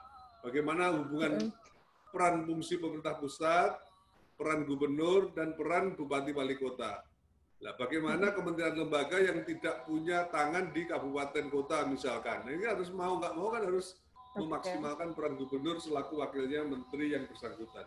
Mungkin itu Mbak Nurul, mohon maaf yang dapat kami sampaikan singkat-singkat aja. Mungkin kalau ada pertanyaan dari peserta, barangkali kita Pak, ini ada lagi Pak soal ini. Iya, untuk Pak, untuk memastikan nih, Kemendagri untuk memastikan RPP turunan Cipta Kerja ini tuh merupakan bentuk dari apa ya, keseluruhan aspirasi gitu Pak, sudah mencakup dan sudah mengakomodir semua aspirasi dari masyarakat, dari pihak dari stakeholder tuh bagaimana Pak? Apakah bagaimana memastikannya Pak? Upaya-upaya yang akan dilakukan itu seperti apa? Untuk memastikan bahwa sudah terkristalisasi nih Pak aspirasi dari masyarakat, dari stakeholder gitu di RPP nanti Pak. Saya jujur aja Mbak Nurul tidak mengikuti secara ya, tapi saya kemarin mendapat informasi RPP ini sudah disosialisasikan kepada seluruh kementerian lembaga dan para kepala daerah. Jadi sudah ada Vikon ya semacam gini. Kalau kaitan dengan itu pelayanan, kita ini sudah mendorong dari jauh-jauh hari Mbak, pelayanan satu pintu itu, terpadu itu kan tugas kita Kemdagri sudah jauh-jauh hari sebelum ada Undang-Undang Cipta Kerja. Jadi sebenarnya di pemerintah daerah sendiri pun sudah banyak yang melaksanakan fungsi-fungsi penyelenggaraan pemerintahan dalam konteks memberikan pelayanan kepada masyarakat secara baik. Kan kalau kita mau melihat Mbak Nurul, ada beberapa daerah yang sangat berprestasi memberikan pelayanan yang sangat bagus kan gitu kan. Misalkan yang ada tadi disampaikan Pak Bupati Kolaka, misalkan Mas Anas yang ada di Banyuwangi, dan beberapa daerah lah, sebenarnya banyak sekali. Seperti Mas Anas itu banyak sekali, tapi tidak sempat terekspos. Bagaimana sekarang mudahnya memberikan pelayanan kepada masyarakat. Jadi saya kira seluruh kepala daerah yang duduk saat ini niatnya pasti satu, ingin mendatangkan investasi dan mempermudah investor untuk menanamkan modalnya di daerah. Karena keterbatasan anggaran dan sebagainya. Saya kira sudah tidak ada lagi lah. Kalau yang disampaikan Pak Robert tadi ada 1-2 gitu ya mungkin barangkali oknum lah ya. Tapi dari 514 bupati wali kota saya kira mendukung ini semua. Jadi saya kira begitu Mbak Nurul. Makasih. Oke, terima kasih Pak Budi. Kita tahan dulu, kita langsung ke Pak Bupati nih yang sudah menunggu dengan ini ada pertanyaan ke Pak Bupati dan sebelumnya saya mau menanyakan Pak, benar nggak Pak ada akomodasi dari pendapat-pendapat dari para lembaga di lembaga gitu, terus di Pemda itu apakah sudah terakomodir semuanya Pak di pemerintah pusat selama ini Pak? Kebiasaan Kementerian Dalam Negeri Mbak Nurul ketika menyusun suatu peraturan itu sangat terbuka sekali. Sangat terbuka, oke. Karena pengalaman kami membuat beberapa undang-undang ikut tim PP itu sangat terbuka sekali. Kita tidak pernah mendiskriminasikan. Artinya kebijakan publik itu kan harus bisa dilaksanakan oleh publik. Kalau kebijakan publik tidak bisa diimplementasikan kan bukan kebijakan publik namanya. Makanya ini yang dijaga betul oleh teman-teman Kemdagri. Apalagi termasuk investasi saling menjaga. Iya benar Pak, benar sekali. Saling menjaga dan saling mengingatkan Pak ya, saling betul, terima kasih. Bersama gitu bergeraknya. Oke, saya akan minta tanggapan kepada Pak Syafi'i. Selamat sore Pak Syafi'i, di sana sudah jam pukul mau jam 4 Pak ya. Nah, bagaimana Pak menanggapi dari Ya, baik Mbak Nurul. Saya kira ada dua hal yang bisa saya tangkap sebagai tambahan penjelasan barangkali. Tapi sayang tadi Pak Dirjen Perimbangan Keuangan sudah tidak berada bersama kita. Yang pertama terkait dengan seringnya terjadi perbedaan pendapat antara kepala daerah dan DPR. Itu yang menjadi kekhawatiran, salah satu yang menjadi kekhawatiran pemerintah pusat. Sebenarnya kalau kita membaca Undang-Undang 23, ini hal seharusnya hal yang tidak perlu terjadi di daerah. Dan alhamdulillah itu yang terjadi di kami di Kabupaten Kolaka, Pak. Karena pemahaman terhadap apa yang dimaksud dengan pemerintahan daerah, ini yang harusnya menjadi tugas Kemendagri untuk memberikan penjelasan kepada kepala daerah dan DPR. Dan ini yang harus selalu dibangun, bahwa sebenarnya apa itu? Kan jelas itu, dalam Undang-Undang 23 disebutkan bahwa yang dimaksud dengan pemerintahan daerah adalah kepala daerah bersama dengan Dewan Perwakilan Daerah. Artinya, pertanggungjawabannya juga bersama-sama antara kepala daerah dan Dewan Perwakilan Daerah. Dan olehnya itu apa yang mau dipertentangkan? Tetapi memang di dalam pelaksanaannya, kepala daerah dan Dewan Perwakilan Daerah ini yang sering terjadi perbedaan kalau di dalam pelaksanaan bintek-bintek yang dilakukan oleh DPR itu, yang kemudian bintek di tempat atau dilakukan bintek yang pembicaranya bukan pengambil kebijakan, banyak-banyak ya ilmuwan, padahal yang dibutuhkan adalah pengambil kebijakan supaya jelas ini. Dan itu saran saya, kita berharap bahwa ketika kalau bisa ada semacam surat edaran atau surat apa dari Kemendagri yang disampaikan kepada Sekretariat DPR agar supaya pada saat DPR melakukan bintek itu diharapkan bahwa pembicara-pembicara dalam bintek itu adalah orang-orang yang pengambil kebijakan, bukan ilmuwan, karena pasti beda pendapatnya. Selanjutnya, jika mungkin setiap bintek diikutkan juga pemerintah daerah. Dalam hari ini dari lembaga pemerintah daerah supaya memang bisa satu visi nanti ketika pulang dari bintek satu pendapat dia. Nah, ini yang terjadi, kita DPR-nya jalan sendiri, pemerintah daerahnya tidak pernah diajak, ya itulah akibatnya. Pulang nanti beda pendapat dia di daerah. Padahal harusnya tidak perlu terjadi. Undang-undangnya jelas bahwa yang dimaksud dengan pemerintahan daerah itu adalah kepala daerah dan Dewan Perwakilan Rakyat Daerah.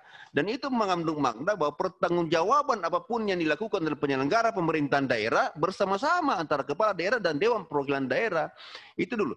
Yang kedua, terkait dengan ini yang sering kita ketemukan dan terus terang ini menjadi seperti pemerintah pusat belum bisa lego menerima pemerintah daerah itu sebagai penyelenggara pemerintah daerah. Karena masih selalu menstempel koruptor itu masih terlalu keras kepada daerah. Padahal saya kira di 2 tahun, 3 tahun terakhir ini dengan bimbingan Korpsubga KPK terkait dengan penyelenggaraan pemerintahan di daerah, saya kira sudah baik dan sudah sangat maju, sehingga saya kira kami juga para kepala daerah di daerah ini sudah membenahi diri betul-betul agar supaya ruang-ruang yang kemungkinannya bisa menjadi ruang korupsi, kolusi dan lain sebagainya itu semakin kecil dan hampir daerah saya kira dalam binaan KPK dengan 8 objek pelayanan itu saya kira hampir tidak ada lagi ruang untuk kita melakukan itu, dan mudah-mudahan ini semua daerah ada Korpsubga sehingga saya kira apa yang terlalu dikhawatirkan oleh pemerintah pusat bahwa daerah itu adalah biangnya koruptor, ya saya kira sudah ya sangat kecil kemungkinan untuk dilakukan daerah dengan bimbingan dari teman-teman dari KPK itu sendiri. Kita bagaimana dengan kantor perizinan, kepegawaian, perencanaan pembangunan, ULP, semua sudah di dalam Korpsubga KPK, dan ini kita mau kemana lagi? Setiap saat dipantau dan dilaporkan terhadap perkembangan yang terjadi di daerah dengan 8 objek pelayanan itu. Saya kira ini 2 hal, Mbak Nurul, yang sebagai tambahan penjelasan, mudah-mudahan bisa pemerintah pusat juga bisa menjadikan bahan untuk selanjutnya saya kira. Yang kemudian yang paling terakhir saya ingin sampaikan, seperti yang saya sampaikan tadi bahwa ada 3 hal yang saya sangat inginkan. Ya mudah-mudahan ya RPP-nya belum sempat terbit sampai dengan kemudian usulan dari teman-teman Apkasi bisa sampai ke Kemendagri. Yang pertama tadi terkait dengan kewenangan itu mohon diperjelas, saya kira ini sekira konsepnya juga oleh Pak Robert, saya kira supaya jelas ini di mana kewenangan pemerintah pusat, di mana kewenangan pemerintah daerah. Ini harus jelas ini. Kalau ini tidak jelas, ini kemudian menjadi duplikasi terhadap teman-teman investasi, investor yang akan masuk ke daerah karena tidak jelas di situ. Kalau jelas disampaikan ini kewenangannya pemerintah pusat, ini kewenangan pemerintah daerah. Karena sekali lagi seperti disampaikan tadi oleh Pak Robert, bahwa perlu diingat bahwa kepala daerah itu bukan hanya menjalankan tugas-tugas desentralisasi dari pemerintah pusat, tapi perlu diingat bahwa kepala daerah juga orang yang dipilih oleh rakyatnya, yang tentu juga punya janji-janji kampanye yang harus dia wujudkan. Karena kalau tidak, ini juga akan jadi masalah di daerah. Saya kira ini Mbak Nurul. Terima kasih. Assalamualaikum warahmatullahi wabarakatuh. Waalaikumsalam. Pak Bupati, ini sedikit menambahkan mungkin ya pertanyaannya. Jadi dengan adanya Ciptaker ini apakah juga berpotensi mengurangi PAD Pak nantinya? Bagaimana Pak? Soal PAD, apakah akan berpotensi mengurangi PAD juga menurut Bapak Bupati? Jika tidak jelas nanti pembagian kewenangannya, mana menjadi kewenangan pemerintah pusat daerah, saya kira pasti itu akan terjadi. Bahwa sumber-sumber pendapatan daerah itu akan jadi tertutup. Tapi kalau jelas nanti kita lihat, kita kan belum baca secara keseluruhan ini. Kalau kita sudah lihat nanti RPP-nya seperti apa, ya mudah-mudahan bisa diperjelas. Yang mana ini, yang mana yang terkait dengan kewenangan pemerintah pusat, mana pemerintah daerah, kemudian nanti dilihat yang mana yang bisa dilakukan oleh pemerintah daerah, mana tidak terkait dengan pajak dan distribusi itu. Jika nanti kewenangannya jelas, saya kira tidak ada masalah dengan daerah. Kita juga saya kira ya sangat welcome terkait dengan investasi ini, dan saya kira itu salah satunya jalan bahwa untuk membangun daerah memang harus terbuka dengan investasi. Daerah-daerah yang tertutup saya kira sulit mau berkembang. Dan alhamdulillah ini kami sudah berjalan di Kolaka. Bapak tadi disinggung soal ini Pak, soal bagaimana cara berkomunikasi nih Pak, yang paling efektif menurut Bapak sebagai pemimpin daerah lah ya Pak ya, itu terkait dengan harmonisasi dengan pusat. Menurut Bapak, tadi kan Bapak juga menyebutkan bahwa memang selama ini tuh belum maksimal, belum optimal gitu Pak, ketika misalnya berkomunikasi karena memang ada entah itu mungkin ke-skip ketika diundang gitu. Maksudnya bagaimana Pak kemudian rekomendasi untuk komunikasi ke depannya biar lebih efektif itu seperti apa, Pak? Yang pertama, kita daerah berharap bahwa pusat itu jangan terlalu banyak instruksi. Tapi kita diajak dialog lah. Kalau terlalu banyak instruksi, ini persoalannya. Karena terlalu banyak instruksi, kita juga bingung di daerah ini. Karena semua perintah. Padahal kita di daerah sekali lagi sampaikan bahwa kepala daerah itu bukan hanya menjalankan tugas dekonsentrasi, tapi juga ada janji-janji politik yang harus dilaksanakan. Nah, kalau semua instruksi kita bagaimana di daerah ini menjabarkan? Dan memang ini yang harus dibangun harmonisasi. Saya kira Mbak Nurul, gubernur sebagai perpanjangan tangan pemerintah pusat di daerah, saya kira ini juga yang harus banyak dikomunikasikan sehingga nanti kepala gubernur lah kemudian berkomunikasi dengan kita. Seperti apa ini harmonisasi yang kita bangun? Dan ini sangat perlu saya kira. Memang pemerintahan ini saya kira harus kita pahami bahwa memang sistemnya kita seperti begitu. Ini harus pusat dengan daerah harus sejalan. Kalau tidak sejalan, gimana mau jalan ini urusan pemerintahannya?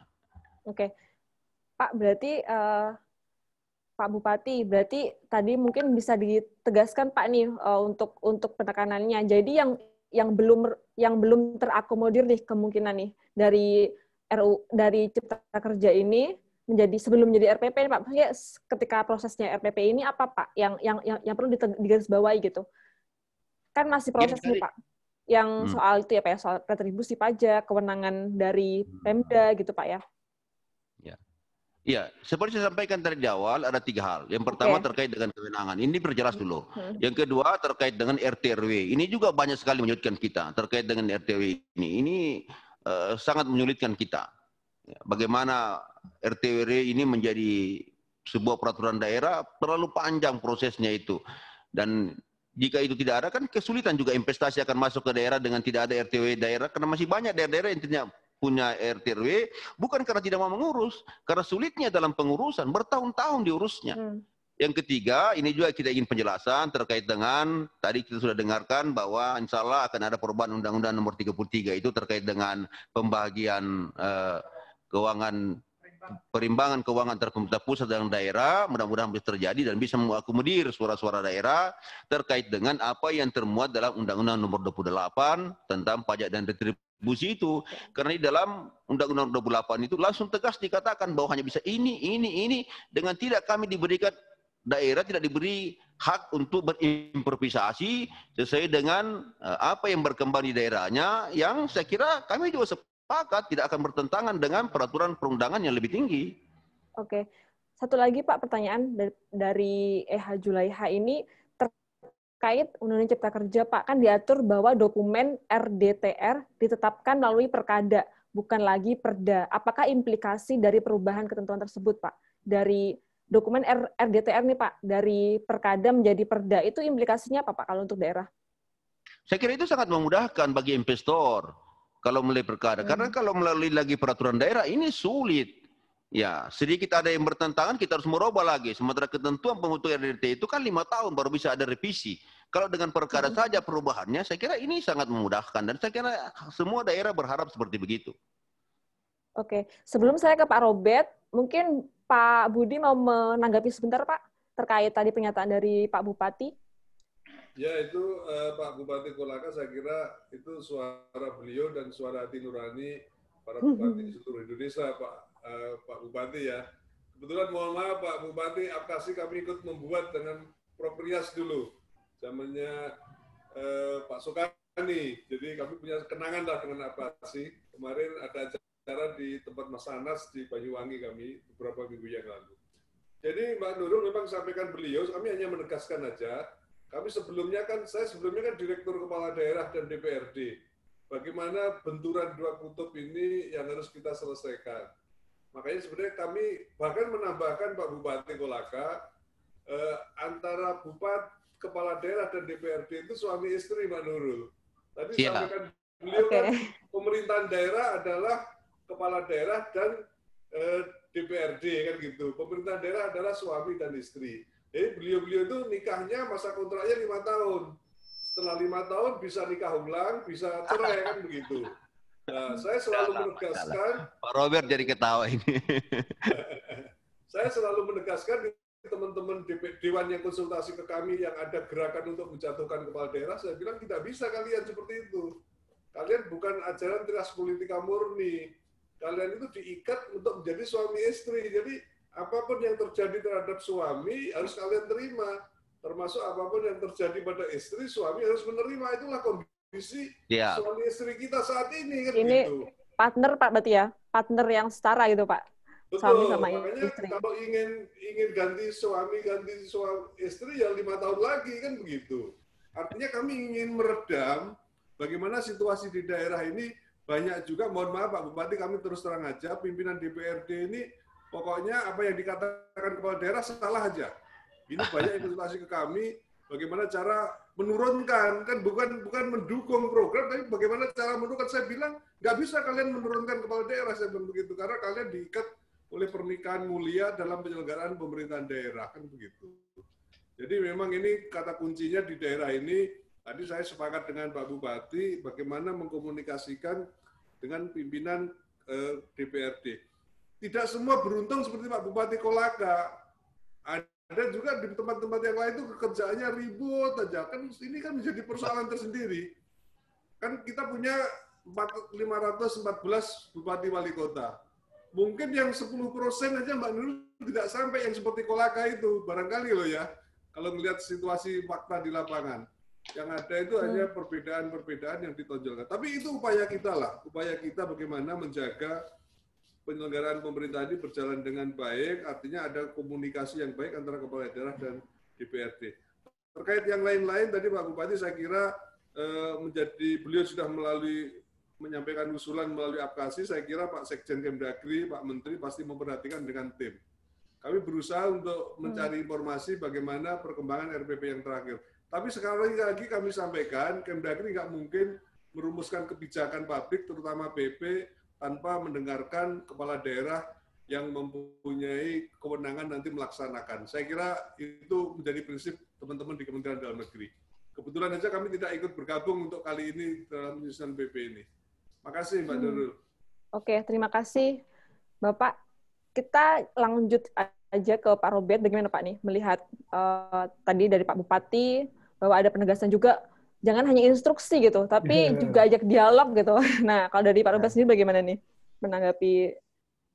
Ya, memang daerah itu seringkali juga bingung ya karena banyak sekali instruksi yang datang. Ya kalau cuma banyak ya. Kalau berbeda-beda ini kan jadi masalah Mbak Nurul ya. Kementerian Dalam Negeri sebagai pembina pemerintahan ya tegak lurus ke Kemendagri begitu. Itu punya instruksi apa. Nanti kementerian lembaga punya yang lain juga gitu. Karena ini rejim sektoral kita ini masih sangat ingin untuk dominan ini Mbak Nurul. Masing-masing kementerian lembaga kan ingin punya kaki juga di daerah kan.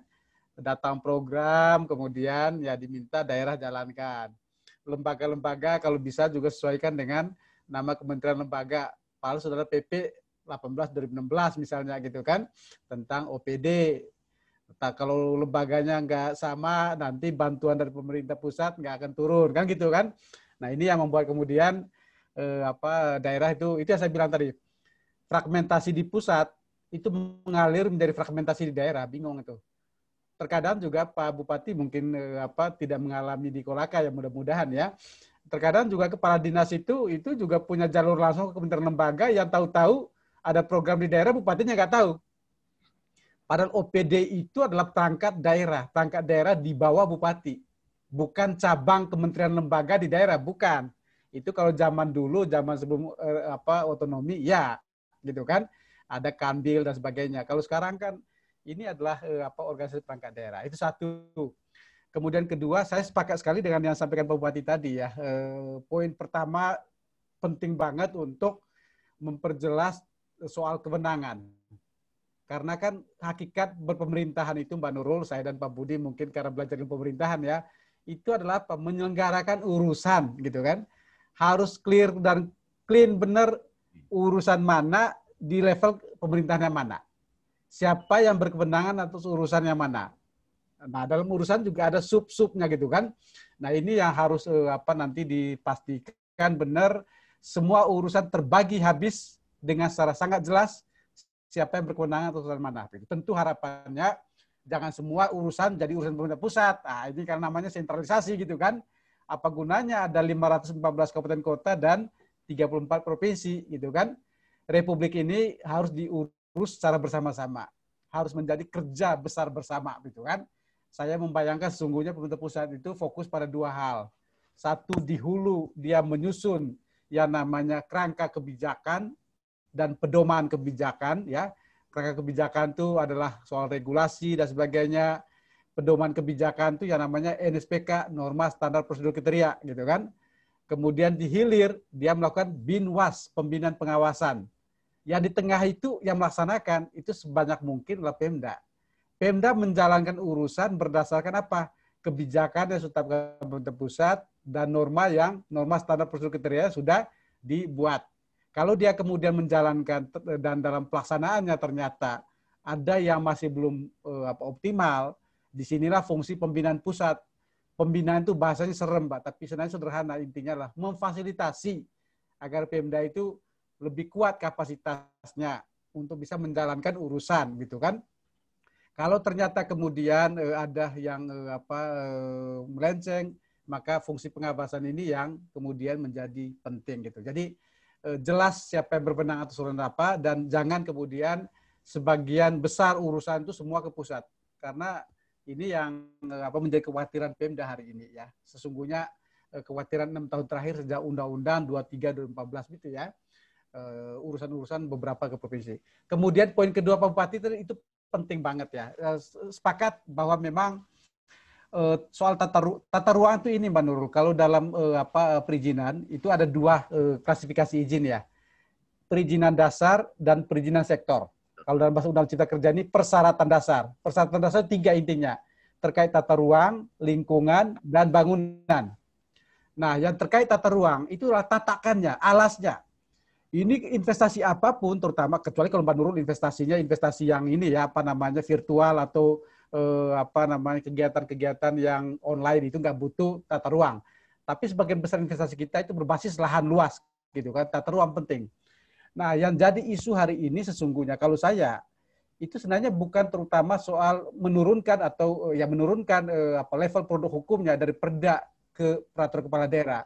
Karena problemnya bukan di daerah. Problemnya ketika meminta yang namanya persetujuan substansi di ATR. Kementerian ATR dan BPN. Di sana ada yang namanya Tim Koordinasi Tata Ruang Nasional gitu kan.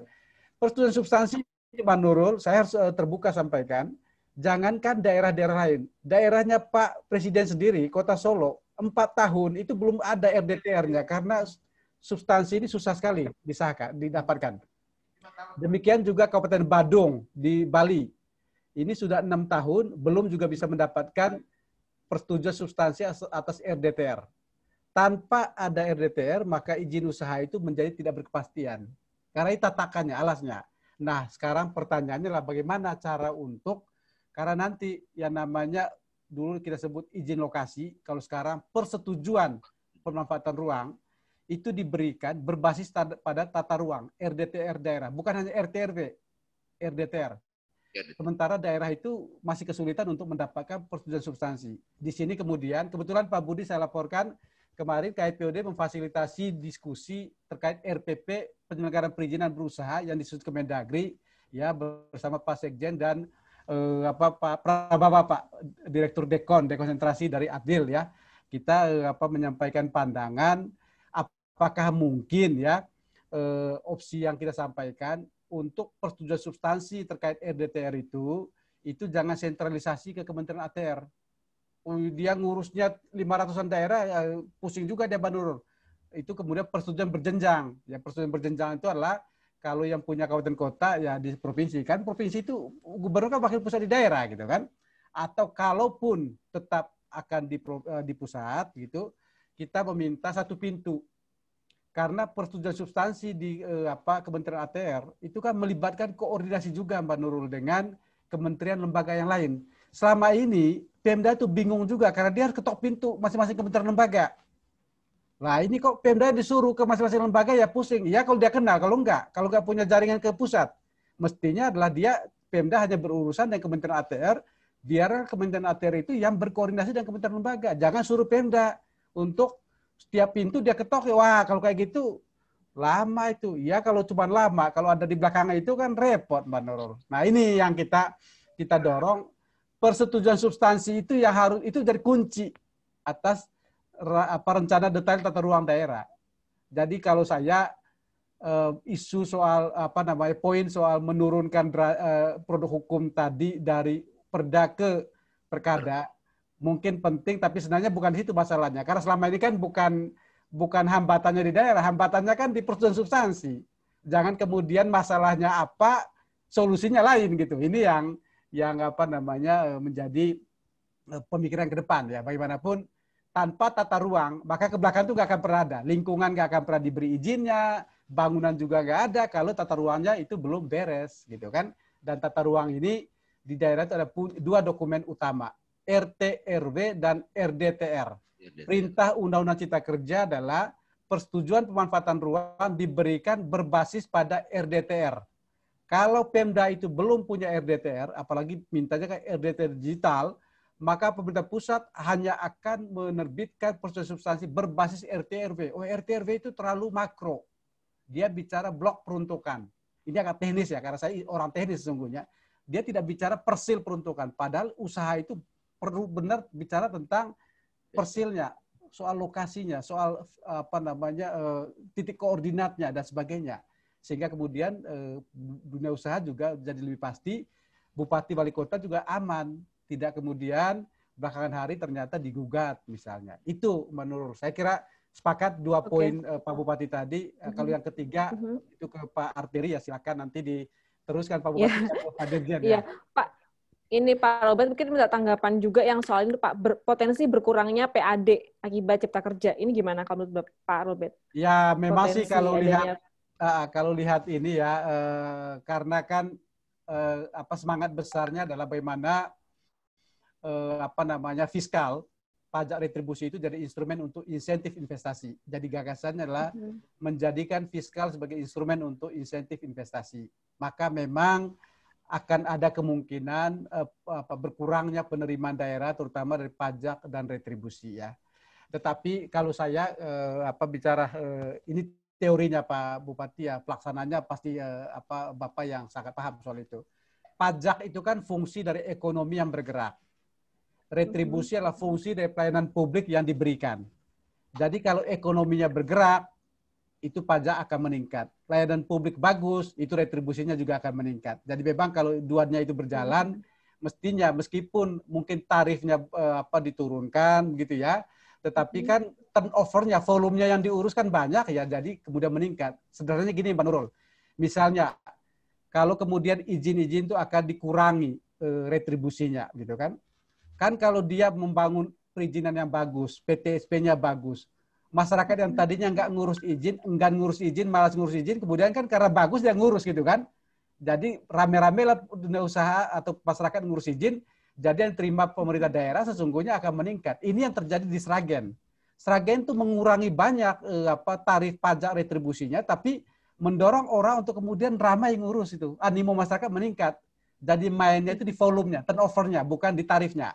Tetapi Undang-Undang Cipta Kerja sebenarnya memberikan jalan keluar juga. Kalau membaca lengkap undang-undang itu dikatakan bahwa jika nanti ada ini bukan potensi ya, memang fakta nanti ada dampak bagi pengurangan penerimaan daerah dalam bentuk PAD itu pendapatan asli daerah, maka pemerintah akan nanti coba dibaca pasalnya akan memberikan subsidi atas sebesar kekurangan yang ada.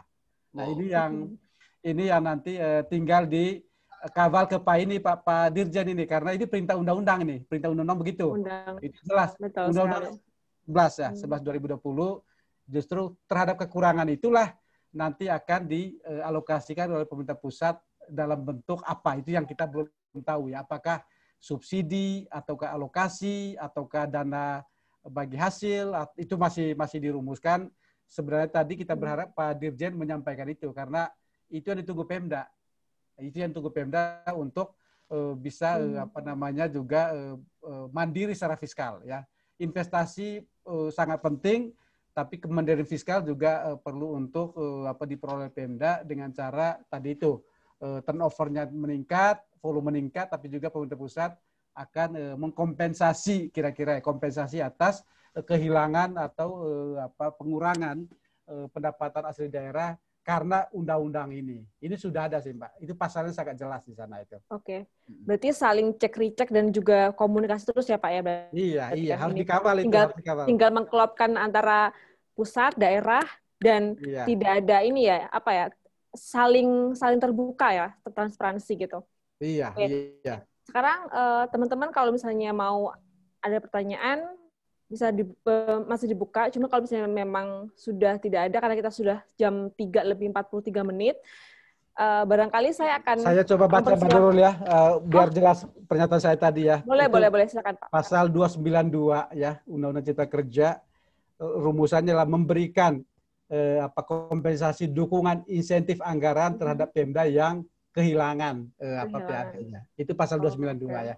Ini yang dikawal perlu untuk terjemahan ke PP-nya. Gitu. Oke, baik. Silakan nanti kita kawal bersama-sama, termasuk juga para pemerintah daerah dan termasuk Pak Bupati juga ya Pak ya. Nah, untuk para narasumber, karena waktunya juga sudah menunjukkan pukul 3:40 menit, kita akan tutup dengan closing statement kali ya. Dimulai dari Bapak Kemendagri dulu, Bapak Budi Santoso, silakan Pak. Ini yang berat barangkali Mbak Nurul, closing statement barangkali ya. Jadi saya kira penyelenggaraan pemerintahan daerah harus kita laksanakan bersama-sama dan harus diawasi oleh siapapun yang punya kepentingan terhadap penyelenggaraan pemerintahan di daerah. Tidak ada pemerintah pusat, pemerintah daerah mempunyai niat tidak melaksanakan memberikan pelayanan terbaik untuk rakyatnya. Saya kira gitu. Jadi kita semua bersama-sama melaksanakan kewajiban kita dalam menyelenggarakan pemerintahan di tingkatan masing-masing. Saya kira gitu. Terima kasih. Oke. Terus mengawal dan komunikasi Pak ya? Termasuk juga mengefektifkan komunikasi tadi yang disampaikan oleh Pak Bupati. Oke. Silakan Pak Bupati, Pak Ahmad Syafi'i untuk menyampaikan pernyataan pamungkasnya. Ya, saya kira pada intinya kelahiran Undang-Undang Nomor 11 ini dalam rangka memberikan kemudahan berinvestasi di Indonesia ini. Saya kira daerah sangat merespon ini dan tinggal nanti kita melihat apa yang bisa kita lakukan bersama-sama antara pemerintah pusat apa, kabupaten kota, provinsi itu apa. Saya kira tinggal kejelasan itu saja agar supaya, tapi pada umumnya saya kira Undang-Undang Nomor 11 ini jadi terespon seluruhnya oleh kita, dan mudah-mudahan ini akan membuka investasi seluasnya, dan saya kira harapan kita investasi itu semakin banyak datang ke daerah, semakin baik daerah ekonomi daerah itu. Saya kira ini harapan saya, pemerintah pusat membangun terus komunikasi dengan daerah agar supaya harmonisasi ini betul-betul bisa berjalan. Saya kira ini, terima kasih Pak Robert, sekali lagi Pak Direktur, Mbak Nurul, teman-teman yang masih on, terima kasih banyak. Assalamualaikum warahmatullahi wabarakatuh. Waalaikumsalam warahmatullahi wabarakatuh. Untuk penutupnya mungkin Pak Robert menyampaikan penekanan lagi nih Pak. Apa? 2 poin saja. Pertama adalah kita sudah menangkap semangat dari Undang-Undang Cipta Kerja, dan semangatnya baik ya, semangatnya untuk mengintegrasikan pengaturan, mengurangi disharmoni dan sebagainya. Kemudian kedua adalah dalam perspektif otonomi daerah ya, saya pecinta ini Mbak Nurul otonomi daerah ya, bekerja di sini. Pastikan bahwa mengurus atau mengelola Republik ini harus menjadi kerja besar bersama, gitu ya. Tidak semata kerja pemerintah pusat. Banyak hal yang bisa dikerjakan Pemda. Karena itu RPP yang disusun itu juga harus membuka ruang ya untuk kemudian Pemda itu punya peran penting dalam membangun daerahnya, karena janji politik kan juga memang banyak ya yang sudah diberikan oleh kepala daerah kepada masyarakat. Jangan hanya karena batas undang-undang kemudian itu semua tidak terpenuhi. Saya kira itu Mbak Nurul. Terima kasih. Oke, terima kasih banyak Pak Robert. Saya mau mengucapkan terima kasih banyak untuk para narasumber yang sudah meluangkan waktu berdiskusi bersama. Kepada Bapak Ahmad Syafi'i, Pak Bupati, terima kasih banyak ya Pak ya sudah hadir dan ikut sampai akhir gitu sesinya. Untuk Bapak Robert juga terima kasih banyak, Pak Budi Santoso juga terima kasih banyak meskipun dadakan Pak.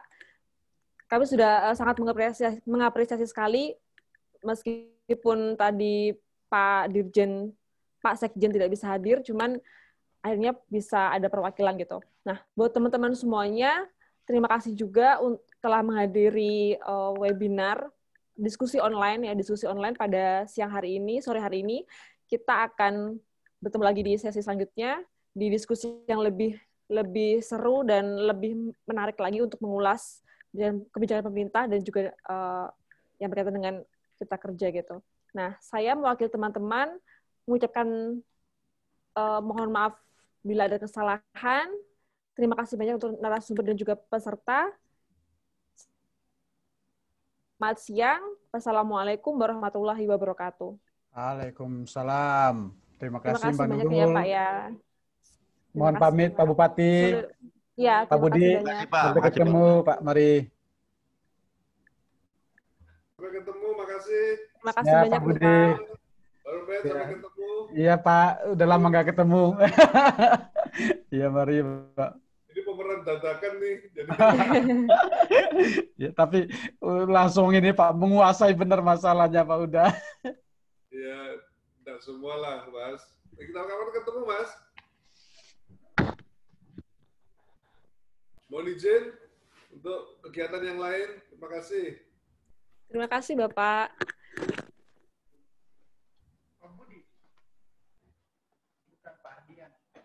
Bukan direktur BUMD.